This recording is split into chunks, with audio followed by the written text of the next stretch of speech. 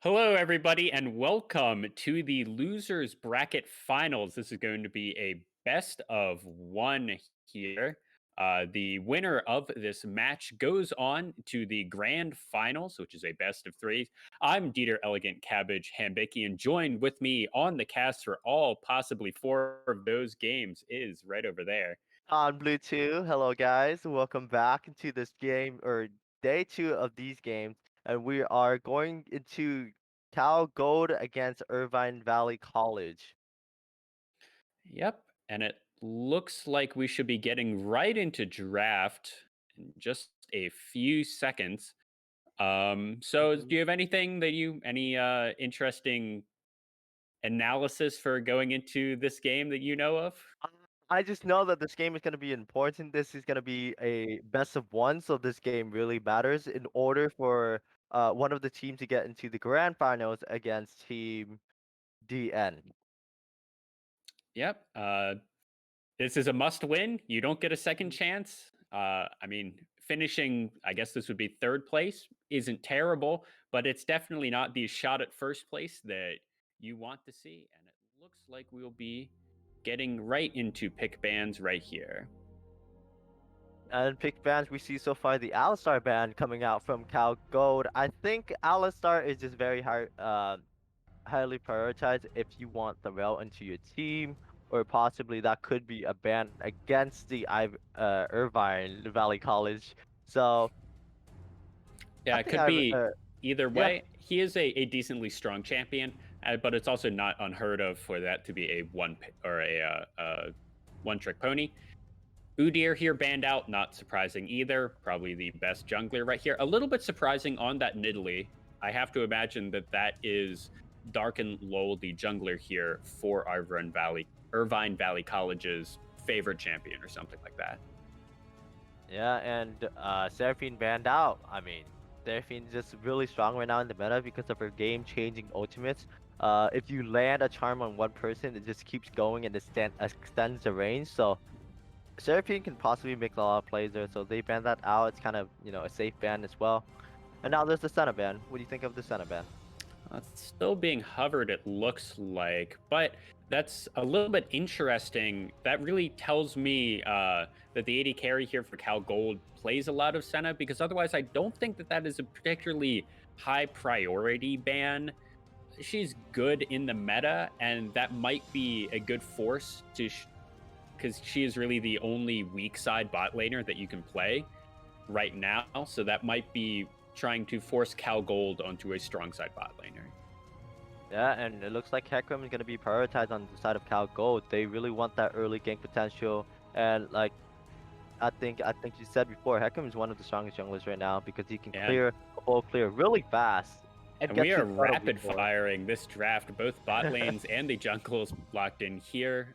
Kaisa Rel, I think that's a decently strong lane here. And then Thresh Ash. Not a huge fan of the Ash, but I do like the Olaf versus Hecarim matchup. Then it looks like mid laners being banned out for both sides. That's a Galio for Cal Gold, and then a Victor and Echo for Irvine Valley College. And for sure, they don't want to deal against a global ultimate, power just like Galio or possibly a Shen with the Olaf, so that's gonna be a good combo against them too. The Shen is open, but it's gonna be blind pick possibly if they decide to pick the Shen. Yeah, this would And also so be interestingly, Talia was not picked up in this draft phase, as she's really one of those S tier junglers, and these teams decided to go for Olaf and Hecarim respectively. I think Utilia requires setup, and since Pantheon is not in this draft at all, therefore I don't think there's much setup for Utilia to go off of. But Hecarim, once again, so strong. Olaf is really strong too, somewhat of a counter to Hecarim. Like, you can't get feared by him, you can't get knocked back by him. You just run the whole team down with Olaf, and Hecarim can't really do anything to peel for them. I do really like this Orianna pick here. It's a very good blind pick mid laner, since while you can counter her, she's just going to sit back and farm if you do get a lane counter and then scale for late game. Plus, with the Olaf, with the Rel, and somewhat with the Kaisa, they have really good ball delivery systems. The draft being rounded out here for Cal Gold with that Camille and the TF having a little bit of that global pressure from TF and the Enchanted Crystal Arrow from Ash. So I actually really like that draft from Cal Gold.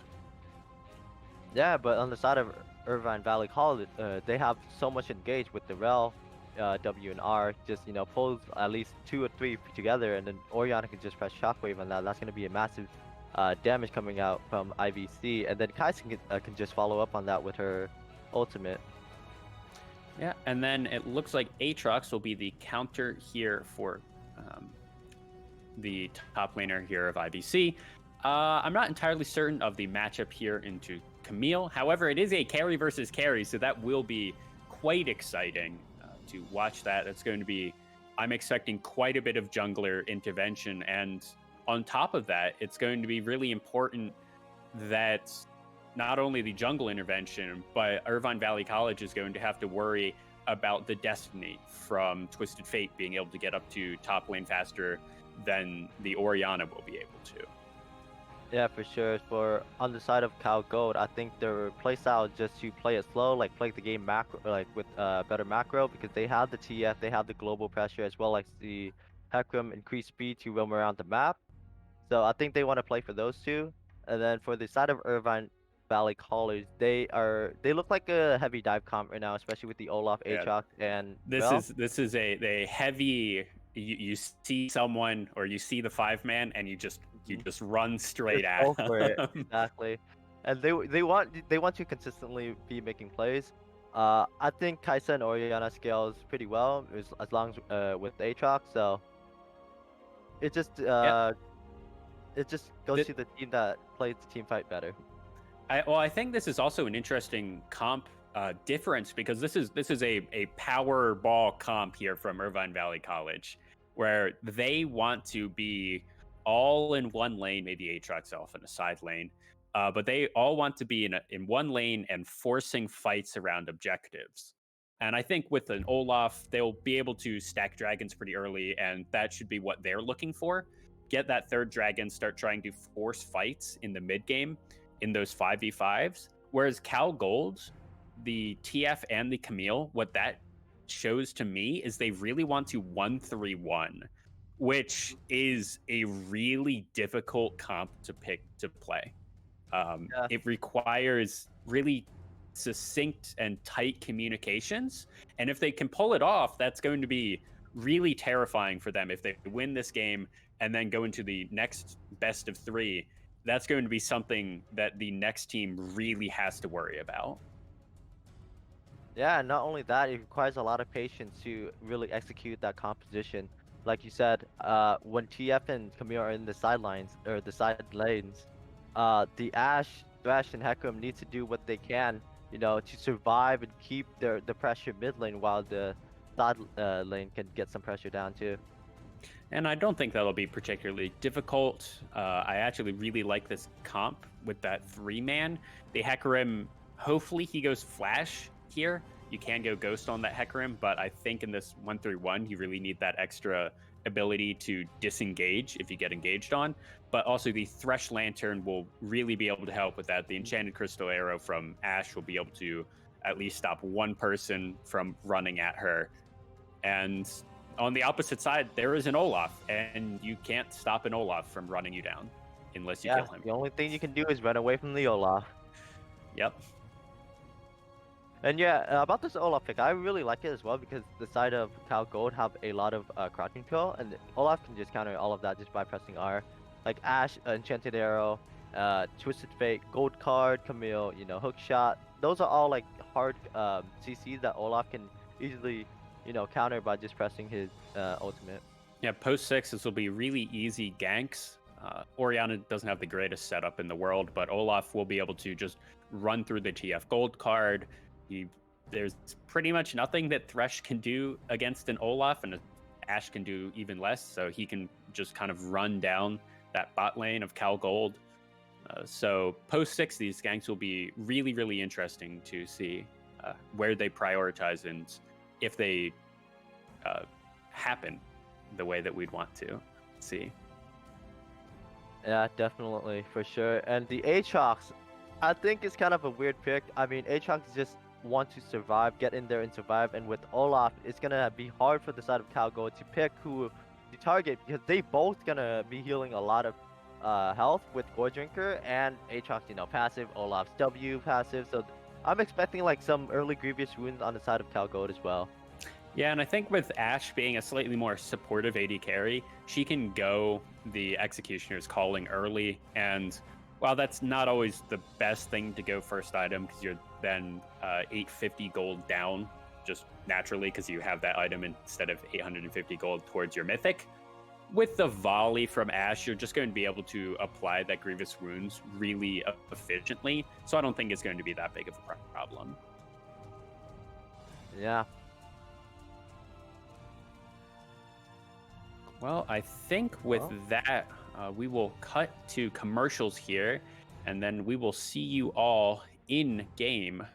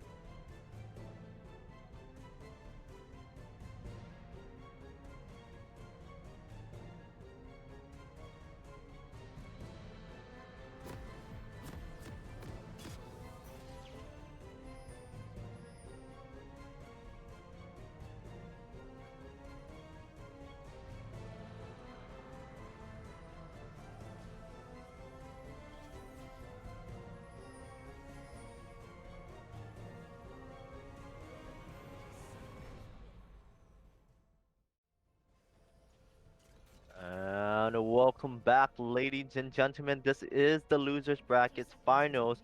Cal Gold on the blue side against Irvine Valley College, and now they are looking to invade right here. Nothing's really gonna happen. Yeah, I expect here the red side bot lane to invade that the red buff, put a ward down, but it looks like they aren't even going to move and do that. Yeah, now we'll do the introductions for the side of Cal Gold in the top lane. We got Pockets Champion on the Camille top, QCOs on the Hecarim jungle, Stabsy on the Twisted Fate mid lane. About the same on the Ash AD carry and Jerry Wu on the Thresh support.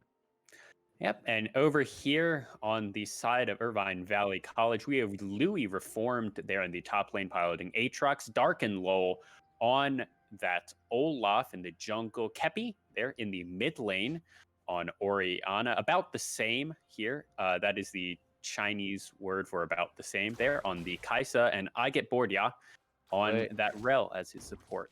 is about the same the Ashe or the Kaisa? I Gonna believe get about the the same is the Kaisa. Oh, it was the Kaisa. My bad. Then I guess Zhang Jing Yi is the AD carry on the side of Cal Gold. That was my bad there. I'm gonna say that's fine. And actually, I'm gonna say surprisingly, down here in the bot lane, the Ash and the Thresh actually seem to be getting level 2 priority here. They're going to get it way sooner than this Kaisa Rel, which is somewhat to be expected, but I personally would have thought that it would have been a lot closer. I mean, Thresh does have play. I think he started play, so he hits more or he hits harder than Rel for early level 1. Rel has a reduced attack speed. Thresh has fly, so Thresh does more damage to minions, therefore getting level 2 faster. Or he could use the play on the minions, so he can target multiple minions to get that level 2 faster. But oh, the trading on the top side, Louis Reform taking a lot of damage from Pogg's champion. Yeah, that's about what you would expect here in the top lane. That really is a beat each other, senseless type of lane. It's not quite going to be the excitement that we see with a say Poppy Maokai lane where they're really just going at it and you're not expecting anything. If a trade goes poorly for one side, that could actually mean quite a bit in this lane now. Whereas in a tank matchup, if you lose a trade, eh, who cares, really? It's not Yeah, going to matter all that much. yeah, and with the pressure and priority that Pogg's champion has onto the top lane, he decides to invade to the jungle a little bit, trying to, scout where the Aatrox is, or not the Aatrox, the Olaf is at, and I think he did find him, and now they're just gonna trade back and forth once again, and I think Louis Reform actually won that trade. Yeah, I think getting that snapback there on Aatrox really set up that. Looks like that was the third Q from Aatrox, and that helped really even out that trade. And the Aatrox is actually up by a couple of CS. Not too bad, but actually now it's up to almost 6, which is an entire wave. But it actually looks like there's about 2 waves here for Camille. So that shouldn't be that big of a deal. And once again, they're just trading back and forth, and they are getting very low. The HP bars are very low, and if the junglers decide to come, I mean, I think it's just going to be a guaranteed first blood to one of those top lanes if jungle would pass top side of this game. I think they know that both junglers started where they since Yeah, full clear is the standard thing to do right now. I think they're both gambling or assuming that they're not going to be ganked until at least 6 minutes or so. There could be a cheese early gank, but it's also a Hecarim and an Olaf, so you're not going to see a super effective level 2 gank from either of those champions. yeah, not level 2, but maybe level 4 for sure. I mean, Hecarim now, he's pathing towards the top side, knowing that Aatrox has the somewhat of a priority in the top lane. He wants to help the Camille get that early lead to really punish and abuse the Aatrox even more, because Aatrox into Camille isn't like the best matchup, but it's still a skill matchup. Yeah, and the one thing that I would like to say about that, okay, Hyuk coming onto Aigabordia, and looks like they don't want to go in anymore. But Paga's champion did manage to freeze this wave, and it looks like Louis Reformed getting back into this lane wants to try and break that freeze right in front of this tower, seeing as that's going to be really pushed up for him, and he might get ganked. But the other important thing is because Louis Reformed got that really good big wave to crash into the turret or almost crash into the turret, you can see and look at the backs, and Louis Reformed was just able to go back and get a pickaxe, and he didn't get punished for it because of just really good wave management. Yeah, he didn't get punished for it, but I think he did miss a couple minions, therefore leaving him a little bit behind in EXP, while Pocket Champion just resets his wave nearest tower, so he wants to play safer a little bit, knowing that his jungler is going to play more for bot side. Yeah, actually, Louis Reformed really needs his jungler up here. Oh no, Paga's Champion actually getting level 6 before Louis Reformed gets level 6. Now Dark and Lull getting the death sense on him. Parisian is here. That's Destiny being called down. And First Blood going over to the Hecarim. Now one trading over Jetty Woo going down. Sabri flashing over. Looks like he's going to try and get that Kaisa. No, that's the Hecarim going under the turret. He's going to take 2 more turret shots. He's going very low, but he's able to get out. I get bored. Yeah, now the next target here going to dodge out of all those cards. And while all that was happening, Paga's Champion is actually 1 level up in the top lane. It's not deciding to go in. But that was not very good here for the side of Valley Irvine, or Irvine Valley here in the bot lane.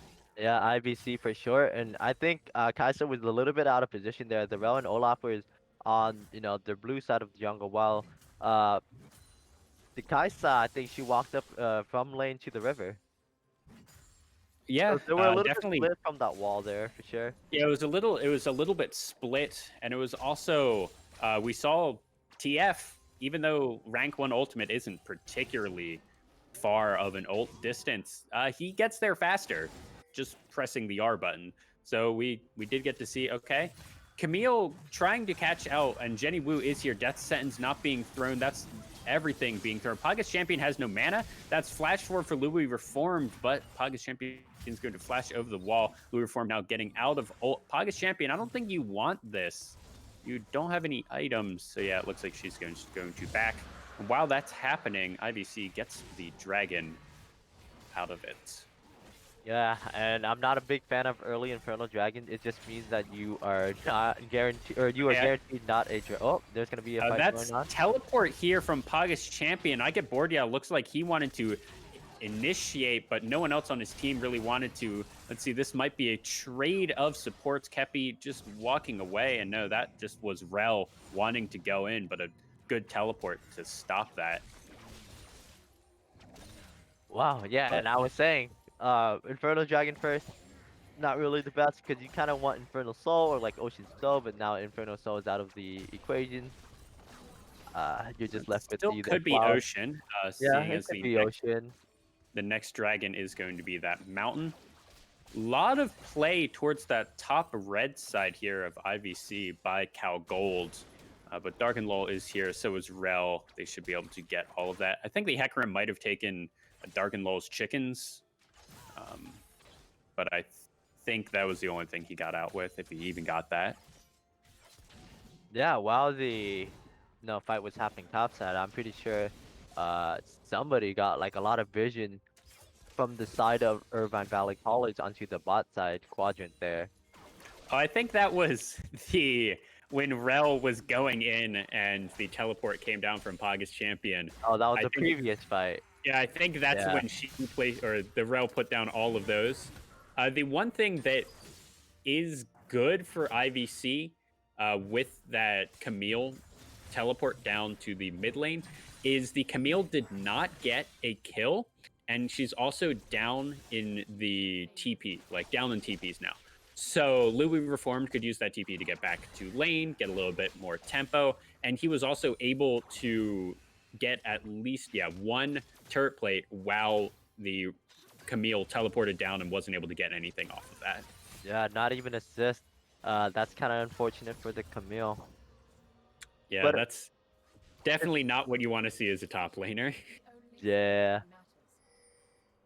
But it's still kind of good. Like, it still applies pressure. I think with Camille being there, it just ensures it definitely somewhat. It ensured the kill, especially Rel was basically in the river. Okay, Destiny being called down. Looks like they're going top Louis Reform using the ultimate. Now he's getting the Hextech ultimatum thrown down Louis Reform. He's going to go down. No, he's actually regaining a lot. Oh my god, that's a 2-for-1. Absolutely insane plays here from the Aatrox.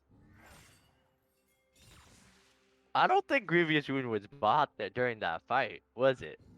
No, I think she only had the Sheen and the Hearthborn, Hearthbound axe. Sorry, I don't Yeah. think. I think she was sitting on like 800 gold.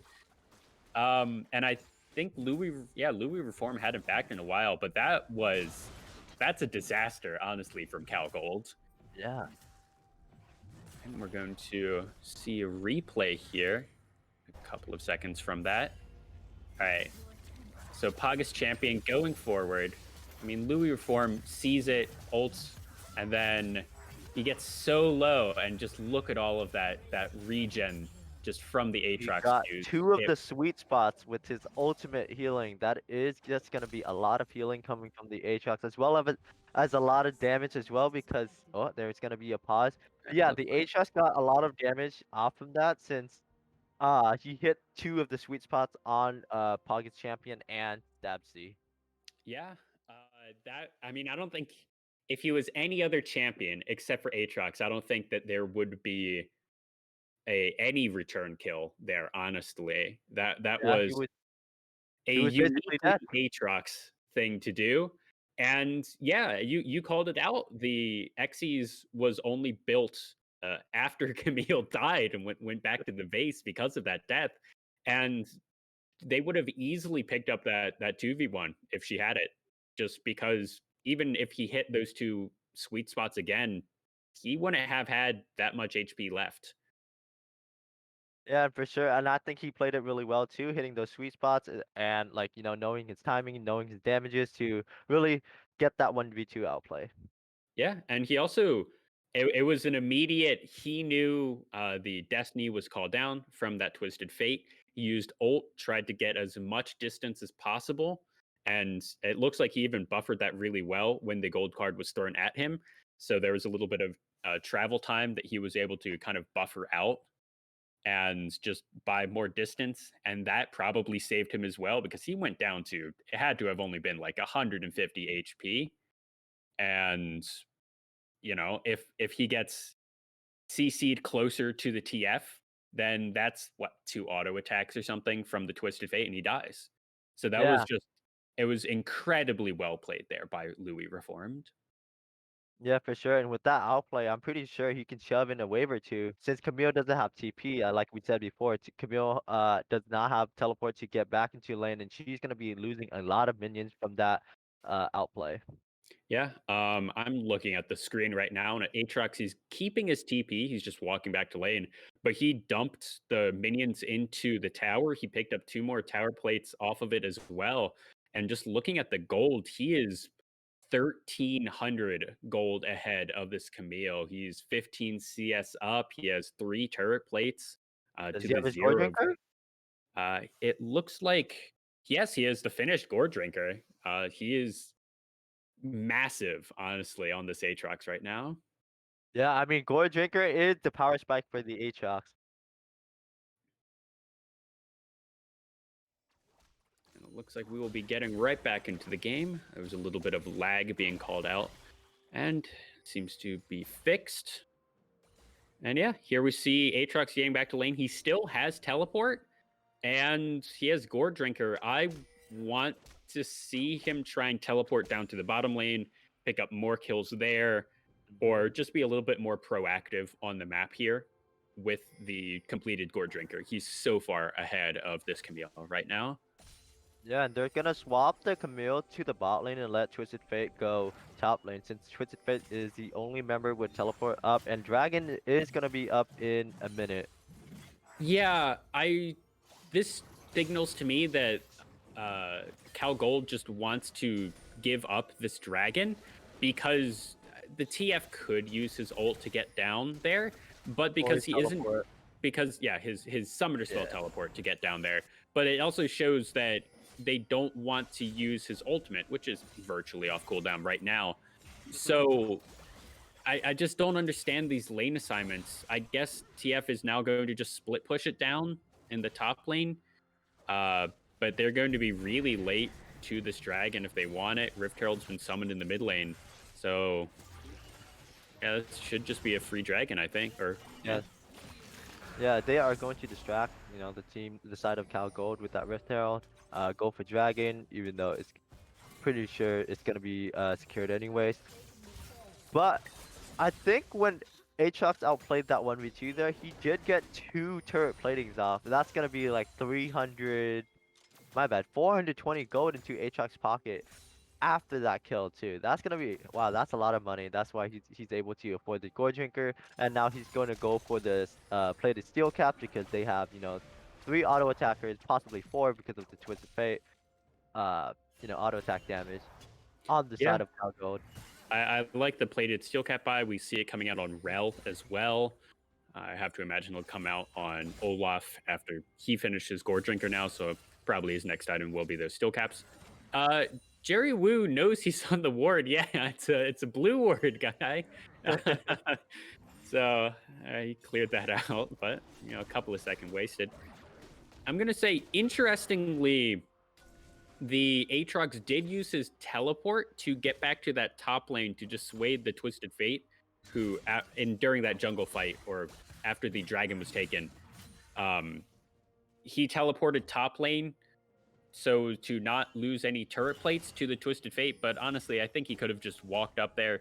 You give up one or two plates, I don't think that's that big of a deal, and you still have teleport because now the teleport disadvantage is on Irvine Valley College instead of it being the opposite. But three members top here for IVC, they might be looking for this first turret. Yeah, the teleport disadvantage isn't that bad since there's not going to be any objectives up in the next probably 4 3 4 minutes. So it's really not that bad. But again, I think he should have just walked over there. Giving up a plating wouldn't be too bad. But he just wanted to deny, Twisted Fate a little bit of extra gold because he, is just a mean player. Doesn't want Twisted Fate to get his gold. Yeah, and it turned out really all okay for them. That was first turret going down there.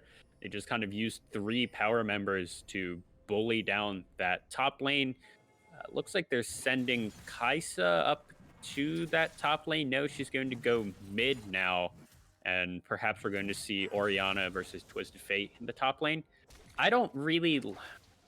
I know that Twisted Fate is a split pusher, but I still, at this point in the game, I'm still not that much of a fan of TF being so far away from the rest of the team and so far away from any of the action with his global or semi-global ult. Yeah, I mean, I think he used his teleport because it swapped over to Ignite. I think he swapped it out. But Okay, we're well, gonna this is look at a a two fight. before. There's the Hextech ultimatum coming down now. Destiny being called as well, and Louis Reformed is going to get so much life back, but it's just not going to matter in that 1v4. Darken Lull throwing an axe, and everyone's just going to walk out from that. He was trying for the huge outplay there, and he nearly got it, but it was not quite enough. He even used his flash there. That might have been before he saw that it was four members, though. Yeah, Cal Gold learned from their mistake. They brought two Grievous Winds this time. They have Camille with Grievous Winds, or the Executioner's Calling, I should say, as well as the Hecrims. And then they sent four people instead of two people to stop them this time. That was well executed by the side of Cal Gold, and they did pick up some of the shutdown gold from the Aatrox, a little bit of the assist gold as well. Yeah, and I believe that went over onto Twisted Fate, which is most likely the best thing or the best person for all this gold to go on. He's already ahead in CS plus the Twisted Fate passive, so he's going to be even more ahead in gold. If we look at the gold, yeah, he's actually 2,000 ahead of the Oriana, which is quite a bit. That's actually more than the entire gold difference between these two teams here. Yeah, for sure. And I think with that gold, he should be an item ahead once he back. Yeah, he should be. We already see the Hex Tech Rocket Belt, I think is the Finish new name of that completed. item. Yeah, Hextech Rocket Bell's actually really good on Twisted Fate because he has his Lich Bane completed now. Okay, well those two items are gonna be massive on the Twisted Fate. Rocket Bell just helps the Twisted Fate you know, get Reposition during fights, basically. reposition or like land his Sun card. Like if he wants to, get a few inches further into the fight, land that gold card onto the carries of the side of IVC. And then the Lich Bane is just gonna reinforce that gold card damage or blue card or whatever damage that he's gonna be using for his W. Oh, there's the Jerry bait. Wu having used a flash there. I get bored, yeah, getting good stuns there. Ragnarok going down, and this Ashe is being chased down. Now everyone's on the wrong side of the fight, and that's a really good enchanted crystal arrow, but it's not going to be enough now. Olaf next burning down, a huge blender there from the Orianna. I get bored, yeah, going very low and keeping flashing forward. A messy fight all over the map, but eventually it was a 3-for-2. But Twisted Fate and Thresh looking for more.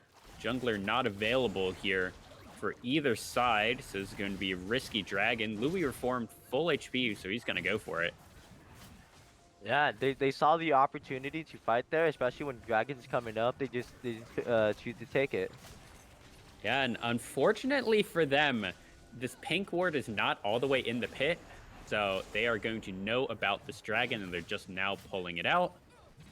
Reset. Reset it a little bit. Twisted Fate looking for something. He's in, and he actually steals it. That's huge. And then he uses the lantern to get out. Twisted Fate actually uses Spellbook to change to Smite. I think he blast comes over while Aatrox eats over.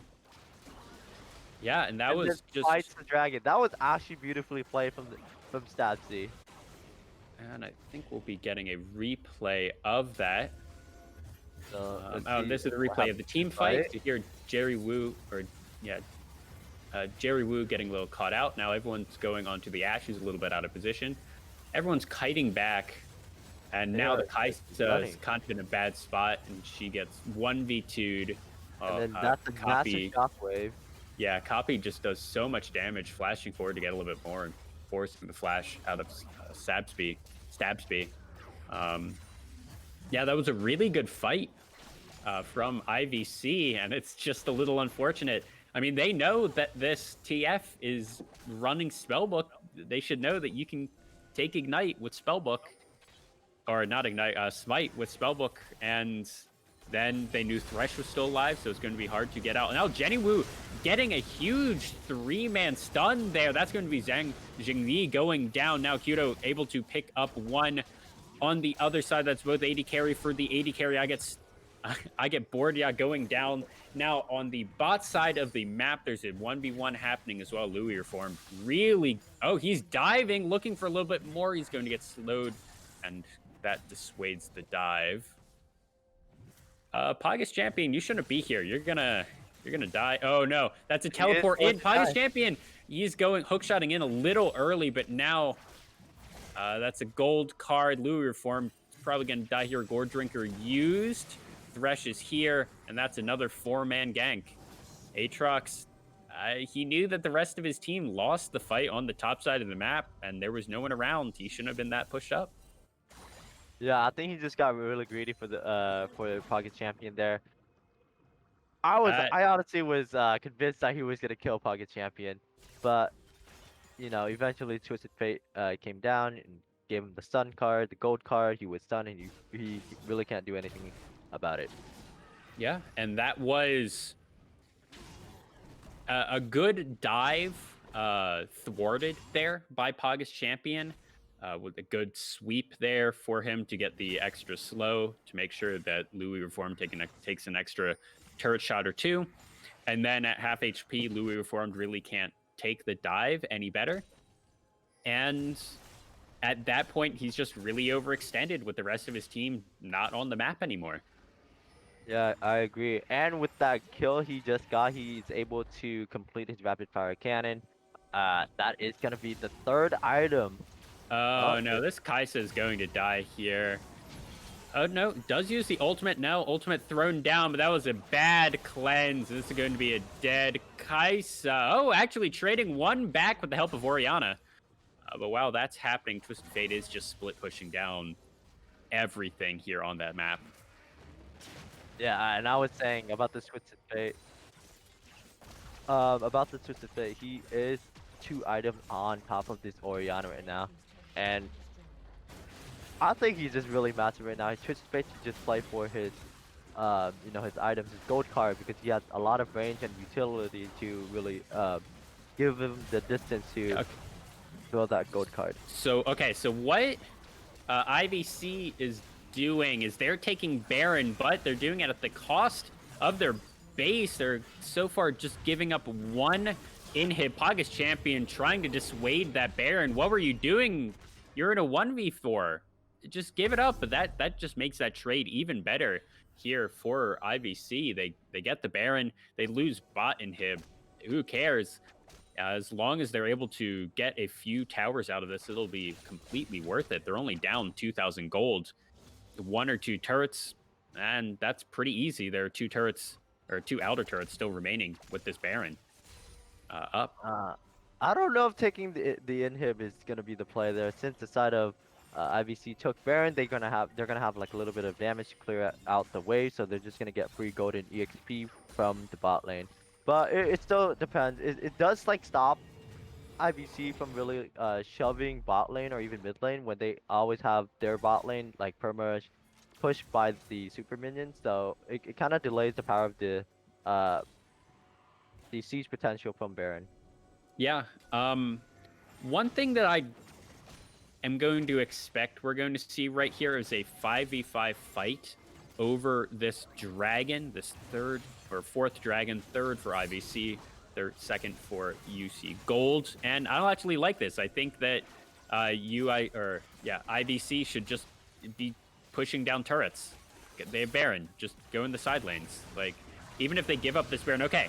Shannon Crystalero goes wide. Red team does slay the Baron. Alkira's in the bot side, and that's going to be a dead Kepi. And now Louis Restored trying to get a little bit savvy on the front line. He's going to go down. That's a big shutdown, and that was a 3-for-1 overall. They did get 3-for-1 and a dragon as well, and this is gonna be so point for the side of Irvine Valley College. And now Cal Gold has to live with, that for the rest of the game. They are at so point, and they have to do something to deny the soul coming from Irvine Valley College, because with soul, Olaf can just run you down with a lot of move speed coming out from his ultimate. The Bell as well, with using the ultimate to drag people along. With the extra movement speed, you can drag them, even further. So, and I'm gonna say even more importantly than getting that dragon is they got those 3 kills, and with that Baron, that means that you have just so much free time with positive members on the map. We see a teleport here, 2 teleports actually. Then Destiny called down Louis Reformed is going to be the target here, and it looks like Rel is just going to leave him for dead. That was a huge gore drink. He's actually looking for something, but he's going to go down here. Ash picking that one up. that was pretty close, and I gotta say, Aatrox is a broken champion with that Gore Drinker, as well as the Ravenous Hydra completed on Louis Reformed there. That's why he's able to heal for so much. Yeah, that was just so much healing, and even with that pick, getting the 1 dragon, winning that fight so handily down there at the dragon, that was really everything. Oh, that was a huge ultimate there from Oriana. Now Zhang Zhongyi going to die here. Jerry Wu does get everything, and he's going to go down here to the Ragnaroking Olaf. That's a double kill for him, and that is going to be probably inhib, I'm going to say. It's a 4v5. It'll soon be a 5v. Probably be inhib, yeah. Yeah, it'll be a 5v2 pretty soon. Louis Reform does have teleport. He's just going to clear out some super minions in his base, but he can teleport if they really need to. I get bored. Yeah, does get stunned under the turret, but he'll be fine. And this is going to be mid inhib going down here for IVC. Yeah, and I get bored. Yeah, just set up that fight perfectly with his ultimate, and then it was followed up by the shockwave, 4-man shockwave, and they were able to clean that up. Yeah, that was just an insane combo. The 4-man shockwave over the magnet storm. I think it was like a 4-man magnet storm there from Rel. And that was just so much damage. And from there, the fight was, easy. It looked like half the call was just if you can get out, run, and Stabsy, and I think that was Thresh as well who lived with him. That they got out and ran. Yeah, they needed to run. They can't lose more members off that fight, because now the side of Irvine Valley College, they're just really strong. They can force any fights at this moment. If they get a good engage on the Rel or the Olaf, they can probably follow up and just wipe out the team of Cal Gold with their lead. Yeah. And And as I was okay, that's saying, going forward by this Rek'Sai, and that's going to be a dead Thresh. Kaisa on a rampage here, 4, 4, and 7. That's 3 items. I'm not sure if I've seen the Gnasher's Tooth on Kaisa that is before. Nash's Tooth. And Nash's Tooth, it, Kaisa can really take it. I think this Kaisa is going to build a somewhat of a hybrid build. So with the Nash's Tooth, the Kaisa gets a W upgrade. Therefore, it's just gonna be, a little bit of AP damage alongside with the Oriana's damage. So All right. it's just some Well, extra we're AP damage, seeing, I guess. yeah, we're seeing uh, the Soul Point Dragon here spawning in 40 seconds. So also Baron spawning in 10 seconds here. 29 minutes into the game. It's a 4,000 gold lead here for IBC. They were down pretty much the entire game up until this point. They were down by about 3,000 gold earlier. They made it back, and this is a must win. I want to remind everyone for both of these teams, this is a best of one. Hmm. The winner goes to the grand finals and gets to play a best of 3 in those grand finals. Yeah, and they will play the Team DN, I believe. Yeah. Yeah. Okay. And this And is a good setup here for IVC. And it almost looks like Cal Gold was just kind of caught unawares. Okay, that's a really good steal. He's going to die for it. He's going to try and get the lantern out. But an insane steal from Hecarim, really delaying the game another 5 minutes. And that's TF doing what he was supposed to be doing what he's picked for, and just split pushing while the rest of his team kind of uh, attempts to do what they were doing, what they were picked to do, and steal dragons. yeah, and with the jungler of Cal Gold is down, and IBC decides to go for the Baron. They decide to melt it before their base is taken away from both TF and Camille pushing into their side lanes. Destiny was used, so they know about this Baron, and Louis Reform's going to get that death sentence. Jenny Wu going down. Kaisa going to get that 1v1. Rel is solo, getting a huge shield. Now Jenny Wu, next one to be run down. Dark and Lol does not have access to his ultimate. Jenny Wu is going to die here. Good Prey Seeker there from Kaisa. And that honestly might be the game. 3 members here of Cal Gold down, 5 members strong of IVC. They have Baron, and they're looking for the Nexus. Yeah, I mean, with 2 members, I don't think they can really defend unless Twitch Fate gets, the card on everyone. And now they're just gonna keep killing, and if they kill them one by one, they can just end the game. Oh, and that will be the game there.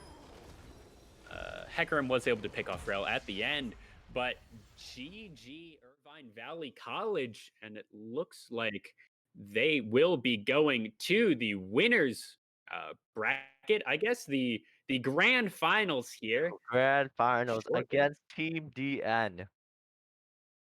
So that is going to be a best of 3. And I think the prizings are going to be sponsored by Corsair, so you make sure you guys check out Corsair. Uh, any thoughts at all? No, I haven't been watching all of the games here, so this will be going into the grand finals. I don't think I've seen any of Team DNND, any of their games. But if it's anything close to what we just saw, it's going to be a banger of a best of 3. I mean, this was such a good back and forth match, and it was also a really good champion select. We saw like a 1-3-1, a split pushing comp versus a team deathball comp, and the team deathball really just won out, even with really good dragon steals, just having a good 5v5 comp, and of course a hard smashing top lane definitely helps you win. Yeah, and I think going to this grand final, the only thing I have to say is Team DN, they're looking really strong right now. They are undefeated, therefore they are going to be playing on the upper side of the winners bracket and facing, the winners of the losers bracket in the grand finals. Yeah. I mean, even with that, the winner of the losers brackets are by far the second strongest team. We saw that Mhm. they were able to play from a deficit, which is always a good thing to see from these teams. It didn't phase them. They didn't just go down a couple thousand and get steamrolled from there. They were able to claw it back into the game and really put out resounding team fight victories after each other, just one right after each other. So this is going to be an exciting best of three, I think. Yeah, and I agree. They knew how to play towards the win condition. They knew how to play towards their team composition. So I think this is gonna be an exciting best of three as well. So Yeah. Um, so with that, I believe there will be a little bit of a break before that best of three. So we will cut to uh, that break, and we will see you in a little bit.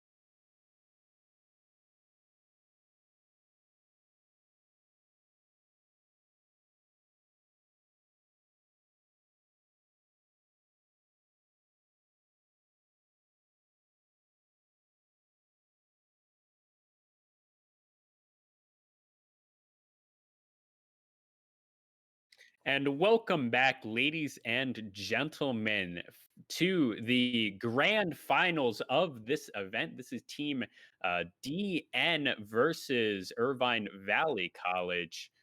Uh, this is for all the marbles, really.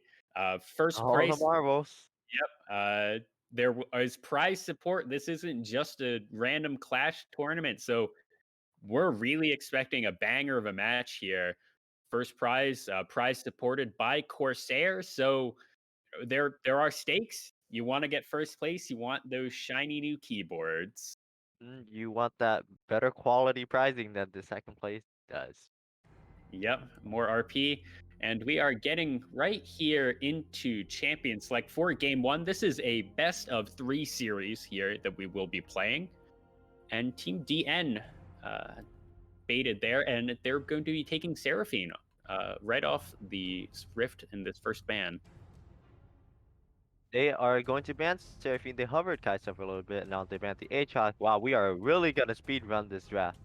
Yeah, Samira ban, just a broken champion. Anyone can play that champion. So easy to play and so broken as so well. so much healing on the ultimate. That's really the big thing. They nerfed a lot of the damage, but she just sustains forever. Kai'Sa, the third ban, not super surprising.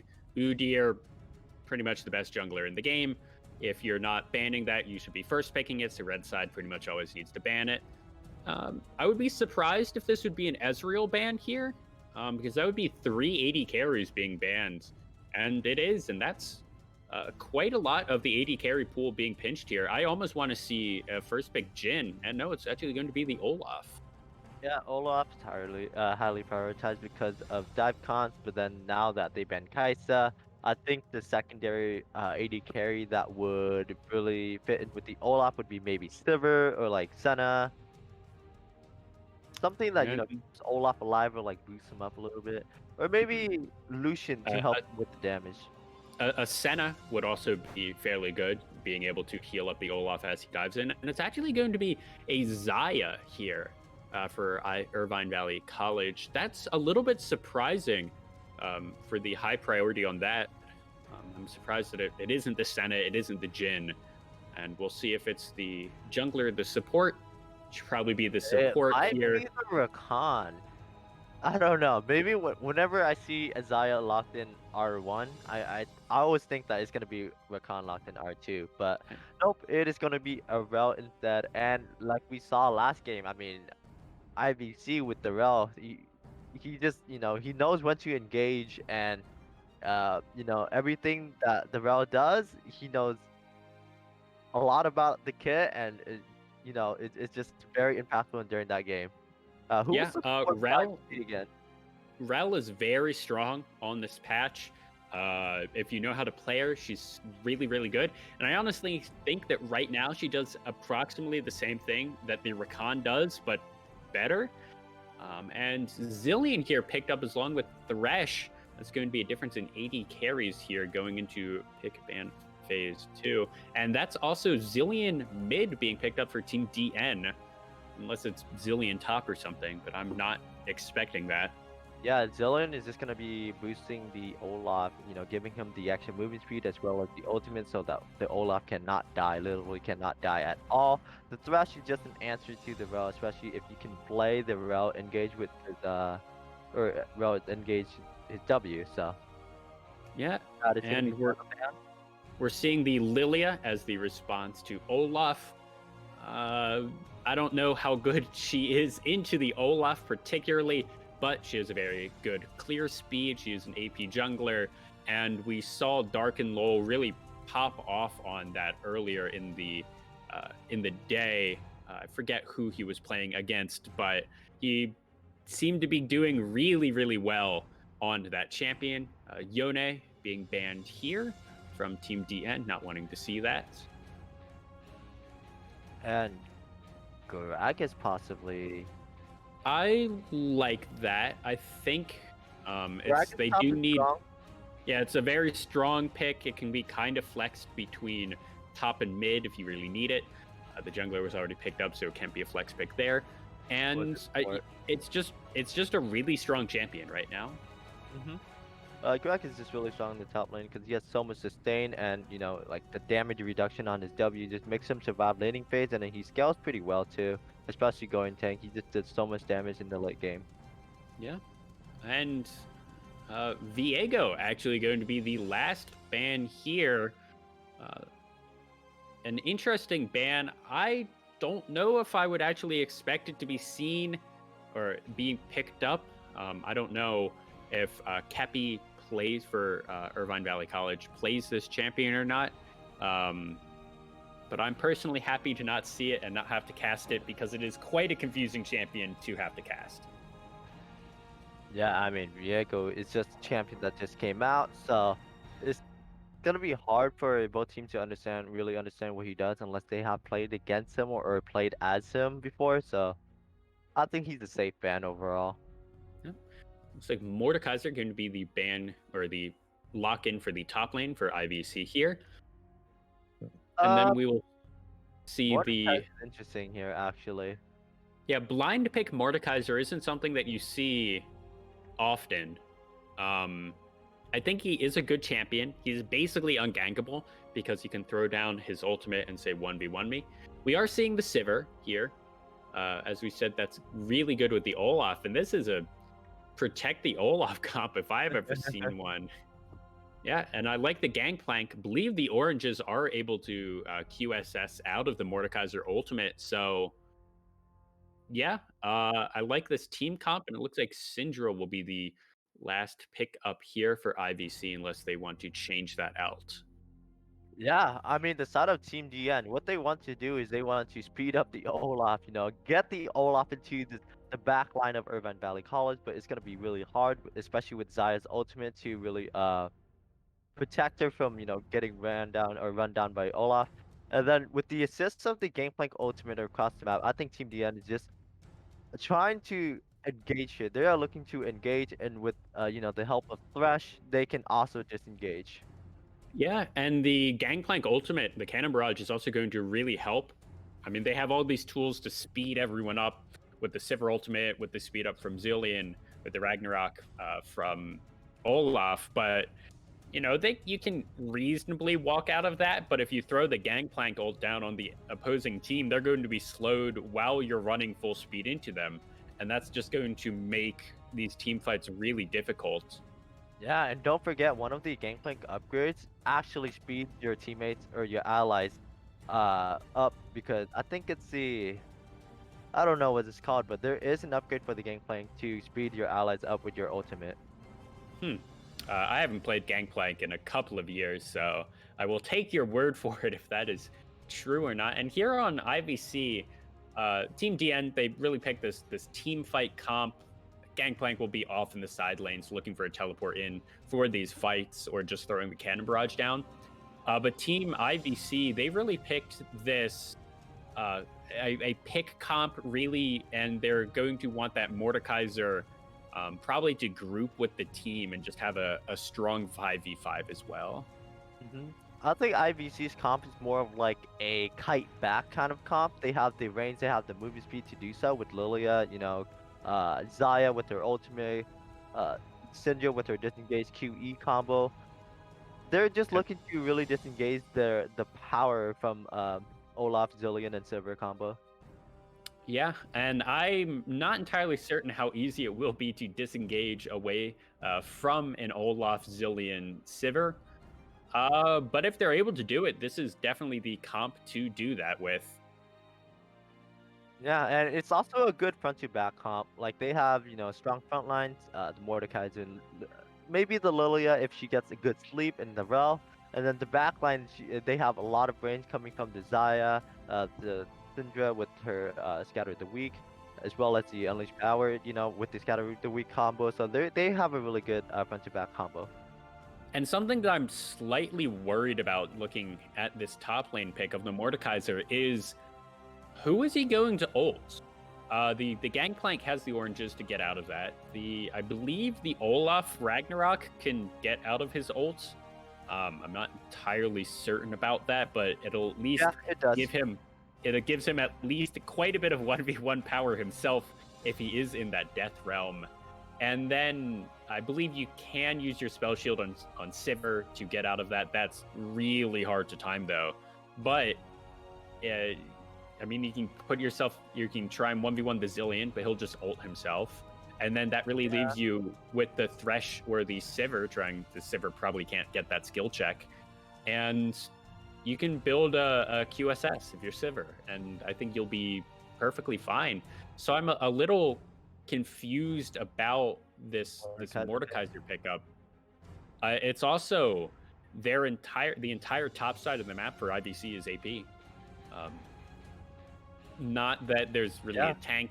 The Gangplank doesn't really want to build tank, but if we see any tank items coming out from him, it's going to be an MR item. Yeah, this is definitely gonna be a Merc Treads game on the Olaf. That is gonna be a huge already because I'm pretty sure Olaf takes Legend Tenacity, Hmm. and so he gets that bonus Tenacity, as long with the Merc Treads as well, and his ultimate. I don't think he can be really like stunned or succeed by anything from Irvine Valley College can offer. Yeah, and that's pretty much all that this comp is. I mean, you have the Mordekaiser Death Realm, you have the Lilia Lilting Lullaby, you have the stun from Syndra, you have the snare from Zaya, and that all of Rel is just CC.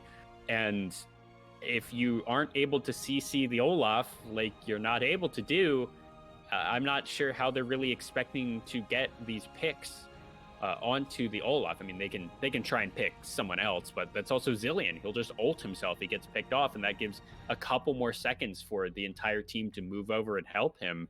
And this almost feels like IVC kind of countered themselves in draft. I mean, it's not like that Olaf was last pick. It was first picked, almost insta-locked here on the blue side, the Zillion the second pick. So it just seems to me that IVC didn't quite know what they were looking for in this draft. Yeah, they were looking to counter the Olaf instead of like drafting for their own composition. Like after the Olaf was picked or was first locked in, they answered it with a Zaya Rel. So Zaya, you can just ult, right, and then it gives like a little bit of extra seconds for her to disengage or like reposition herself. And then the Rel just gives Zaya a bit of like armor, I guess, because Olaf's gonna be running into Zaya Rel, right? That she's gonna be pressing R, so Rel can't really do anything to stun or like CC the Olaf. Mm-hmm. So I think they were just trying to draft around, that Olaf, like countering it, other than, picking their own composition for themselves. Yeah, I think another problem with this, although Team DN, if this Olaf doesn't get ahead, their comp really does fall apart. So we'll really have to be looking at that jungle matchup, I think, getting into this game. And with that, we will go to a short break, and we will see you on the Rift.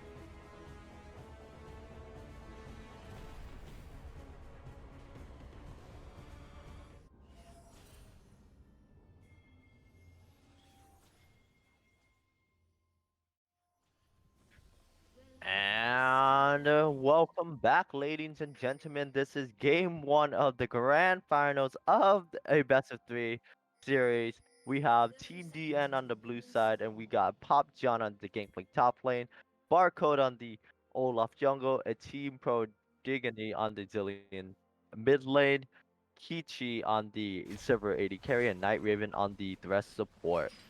Yep. And then over here on the red side, we have Irvine Valley College. We have Louis Reformed up there in the top lane on that Mordekaiser.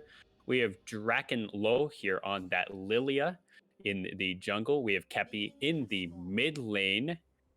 We have, what did we say that was in English? Uh, about the same? Yeah, it's about the same there in the bot lane on Zaya. We'll probably just be calling her Zaya the entire game. And there's support Fizz in the bot lane on that Rel. Interesting. I don't think support Fizz played last game, did they? No, this seems to be a bit of a last minute sub here for IVC. This, of course, IVC was the winner of the losers bracket coming in to the grand finals. Team DN was just on really good form this entire tournament. I don't think they've dropped a series, and I'm going to say they're pretty heavy favorites going into this game. Yeah, and Team IBC, they have swapped their support, so we have not really seen support Fizz on this rail yet compared to their last support on the rail. I think their last support on the rail was pretty good. I mean, his engages were just phenomenal. Yeah, last game we saw just a phenomenal Rel 4-man ult into the Oriana ult that pretty much won them the game off of that. So we'll have to see if support Fizz is able to keep up with what we're expecting from Rels on IVC. It's just kind of sad that we don't see support Fizz living up to his own name. I was kind of I excited to think see support playing Fizz. support Fizz would be a little troll. I'm sure you could do it in solo queue, but that's one of those that if you lose the game and you play support Fizz, you're going to get reported. So, Yeah, and support Fizz, if you are watching the stream, I'm expecting a support Fizz on the game 3 if there's gonna be a game 3. I'm not expecting that. And that's Death Sentence going down. Night Raven not even using the Flay. A little bit surprising. And we are seeing Kichi burning through the mana, just pushing these waves after waves into the turret. And even if the Zaya is able to pick up all of those minions, he's still going to be 3 or 4 CS down. So Sivir coming out really strong here already. Louis Reformed looking for a little bit of harassment onto the Gangplank. Gangplank, of course, his early lane is pretty weak. You can bully him out if you are that Mordekaiser. Yeah, and it looks like both junglers are making their way towards their top scuttle. I think this might be a scuttle fight. Yeah, and we see everyone collapsing, actually. Barcode is here. Watch out, Eep going to go wide, and that's just going to be an axe thrown, and this scuttle given up. The Olaf is going for a ward clear, and now it looks like Lilia is trying to steal everything in this top side, which is just the Grump, so I'm not entirely certain about that. And also, that if Olaf was able to do that, that would have been the double scuttle. He already got the one scuttle in the bot lane, so it's actually a really good thing for Dark and Lulled that he was able to pick that one up. Yeah, and unfortunately for the Barcode, his team wasn't able to get proud for him to secure that scuttle on the top side. So, but either way, he still secured the scuttle on the bot side. He still got something out of it, and he knows where Lilia is pathing towards to now. Yeah, and I also have to imagine that both teams don't particularly want to fight right there at level 4. They're probably going to be taking this first game a little bit slower of a pace, and trying not to just kind of fight at every opportunity. I think otherwise we would have seen a bit of a 4v4 scrap there, or 3v4 or a 3v3 scrap there. Yeah.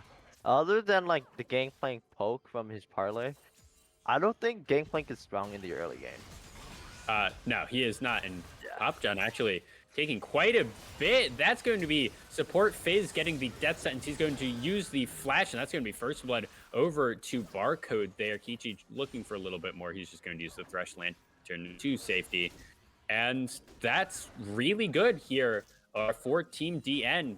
Their game plan is to get this Olaf ahead and really just run over the game with the Olaf, and he got first blood. He did get first blood, so that is 400 gold in his bank account. I wonder what he's gonna spend with it. I think it's gonna be a gold drinker rush. I'm pretty sure Olaf doesn't build anything else other than that. And then once he completed his gold drinker, I think that he would want to make some plays in the mid lane, especially with a team pro Digony, having level 6 already with his movement speed buff as well. It will really allow Olaf to get into Syndra's face and auto attack her to death. Yeah, I actually almost want him to prioritize dragons first, though. Just because, one, if you start stacking those dragons early enough, you can start really forcing fights around those dragons. Once you get two, teams are really going to want to start fighting you for that third, and especially for the fourth dragon. So that will be an extra way to really force these fights, which the Olaf wants to do. And I also think that that's just another win con, frankly, for any team. If you just get all the dragons in here. Dark and Low looking for a gank here. Popjohn down to half already. Flash forward by Louis reformed. That's a Lilting Lullaby, a sleepy Gangplank, and Dark and Low getting that one. Now Barcode's in the 1v2. No ults available on either of these players for Irvine Valley, and that's the Ragnarok popped, and he's going to just walk it out to safety. And I think that was a perfectly timed gank from Dark and Low. He waited for the orange to, pop so that he can get out of the Shadow Realm. And then once the orange was popped, Dark and Low was already there, and they really, Popjohn can't really do anything from there besides, run down towards Barcode and, try to get him to help him out. But it was just too late at that point. Yeah, that was really good. Sort of layering of CC. You only have one orange, and it's quite a long cooldown. So you just force him to use it in the Death Realm, and then the Lilting Lullaby. And this is not good for the Zill team. Good Virginity has no mana. He's not going to be able to get anything onto himself, and that's going to be Lilia picking up one in that mid lane. And that's I don't think you're able to. Oh, Dark and Low just running down the map, and that's a good Thresh Lantern. Able to get everyone to safety. Surprised that he didn't look for the dragon directly after, but it looks like he might be going for the Rift Scuttle, and he is. So this might be the dragon here for IBC. Yeah, dragon is kind of risky because they don't know where the Olaf is, and Olaf hasn't used sums yet, so Olaf can easily just, pop out or just flash over the wall to steal it. A lot of damage going down onto Popjohn, and that was that was a really good series of ganks there from Dark and Lull, just running from top to bottom, trying to get kills on his way. And he got 2 of them, but that was also Team Virginity. If you have no mana, you can't be that far forward in the lane.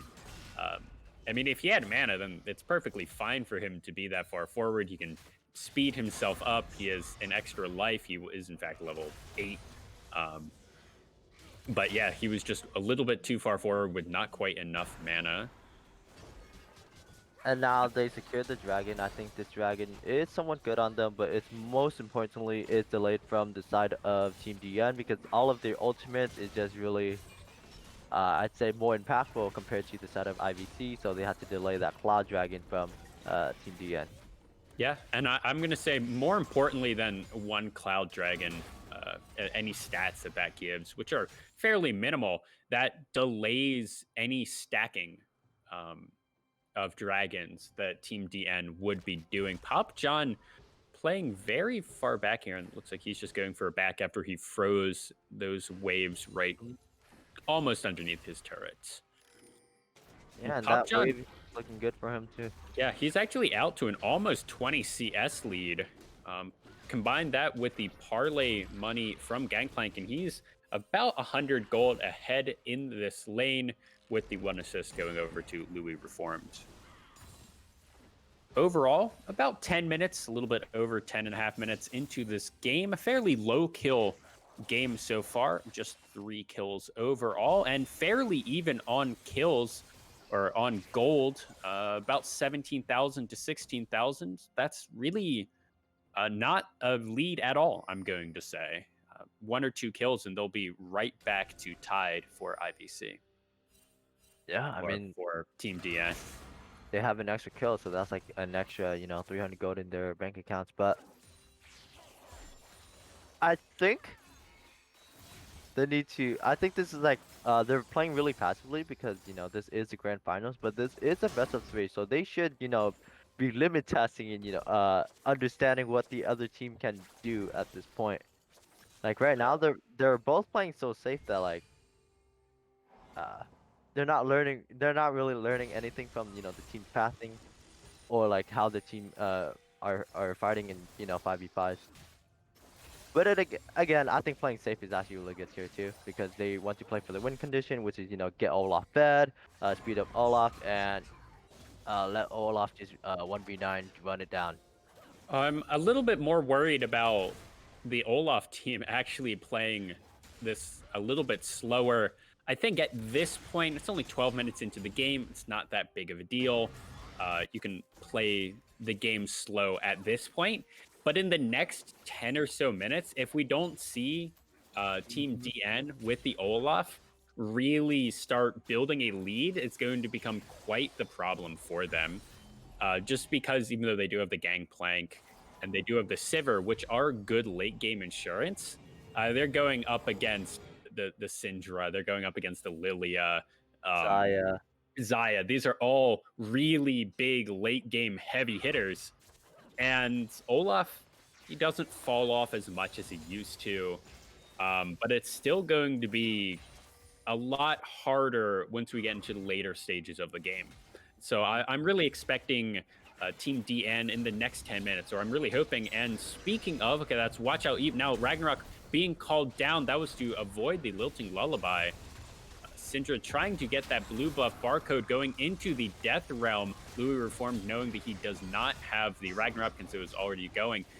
But the problem is Olaf is very good at 1v1ing, and Popjohn is going to be able to pick up that kill. 4v2 now on the top side, and I don't imagine that that's going to be a re-engage. And the supports have rotated top side, thinking that it would be a longer extended fight. And yeah, I think this is Kichi going into the 1v1. He's out of mana though, and it looks like they're just going to disengage. Yeah, now as I was saying, I think Barcode played that really well in the Shadow Realm. He dodged everything that Louis Reformed like threw at him. So he bought some time, he survived, and then eventually he got out of the Shadow Realm, and his teammates helped him out. Yeah, and this is going to be a couple of turret plate gold going over onto Barcode, I think, because he put down that Rift Herald. Team Progenity taking a few tower shots to get that last turret plate for himself. And overall, actually, it looks like the turret plates went pretty heavily in the favor of Team DN. I think they got 5 or so overall to maybe 1 or 2 here for Irvine Valley College. I agree. Now they are at a 1k gold lead in favor of the side of Team DN now. Yeah. That 1k is about where they'd want to have it on that Olaf and the Gangplank. And here it looks like Irvine Valley College is looking for the second dragon of the game, setting up for it. Night Raven is a little bit far forward without any real help available, but no one wants to engage on that. Yeah, note that Popjohn does have TP and Louis Reform does not, so they can probably 4v5 this. The other important thing with that is if Louis Reform, it actually looks like Louis Reform backed and is going to this dragon right now. I think Barcode is on it with Thresh, and yeah, it's going to be spotted out right now. Night Raven getting a good hook onto the Lilia Dark and Low. Going to go down there. Now the Ragnarok going down, and that's going to be a huge feather recall, a double kill, getting the bird there from Kichi. Louis Reform is in the fight. Death Sentence going to get that Kichi, trying to 1v1 Sintra down now, but Kichi's going so low, and he's going to get the trade there with Kempi going down for Kichi. Louis Reform now in a 1v3, but everyone's so low. Good double bomb from T Progimity. Then a Death Sentence Flay should be available soon, and that's going to be an ace here for Team DN. And they're really low now, and Lilia has, has gotten a back and bot item, so they can't really start the dragon here. But yeah, that was really beautifully played from the side of Team DN. They played to the win con, which was, getting that Gangplank teleport before the Mordekaiser can even get there, and then playing for the Olaf so that he can just run down. I'm pretty sure he ran down, he flashed to the Lilia, and I don't know where that was a really good hook on the Lilia, and then they just threw down damage onto everything. That was such a good 4-man ultimate there, I think, from the Rel, or stun from the Rel. Triple kill. Wasn't actually seeing that from the Sivir. And Kichi going into melee range to try and kill off that Syndra. Not sure about that one, but from here, Louis Reform just wasn't sure which way he wanted to try and fight, and he just got CC'd to nothing. And looks like we might just see a quick IRL replay as everyone's back around this dragon. Louis Reform's actually up on that top side. And that might be first tower here, seeing as Gangplank is not going to be able to get there anytime soon. And actually, no, that turret is still standing. That turret is still standing, but then Mordekaiser is pounding it, so that's going to be a lot of damage towards that turret. I want to note that Sivir almost has Muramana completed. Yeah, it's 251 stacks right now. So once Muramana completes, I think he's going to be doing a lot of 80 damage with the item. And I believe the build is actually, it's Muramana, and it just transformed into Muramana right there. Into Duskblade, Xayah needs to be very careful. Another double bomb combo will kill her. She does have access to ultimate, though. Yeah, but the Duskblade Muramana combo from Sivir, it does an honestly disgusting amount of damage with the Sivir Qs. Like, it is, we'll see it once it gets finished, but it's slightly obscene how much damage each Sivir Q does onto squishy targets. Good death sentence there, going in, getting the Flay out of everything. Night Raven picking that one up. That was a really good pick there. That was actually beautifully played. Like, Night Raven played so well there. That could not have been executed any better. And I think with that, that's going to be 2 more turrets going down for the side of Team DN. They should be able to get this mid lane right here with only Xayah coming to defend it. And I believe bot lane went down, or is going to go down, to the Zillion split push. And here, Herald being summoned up, and oh, it's such a good Flay.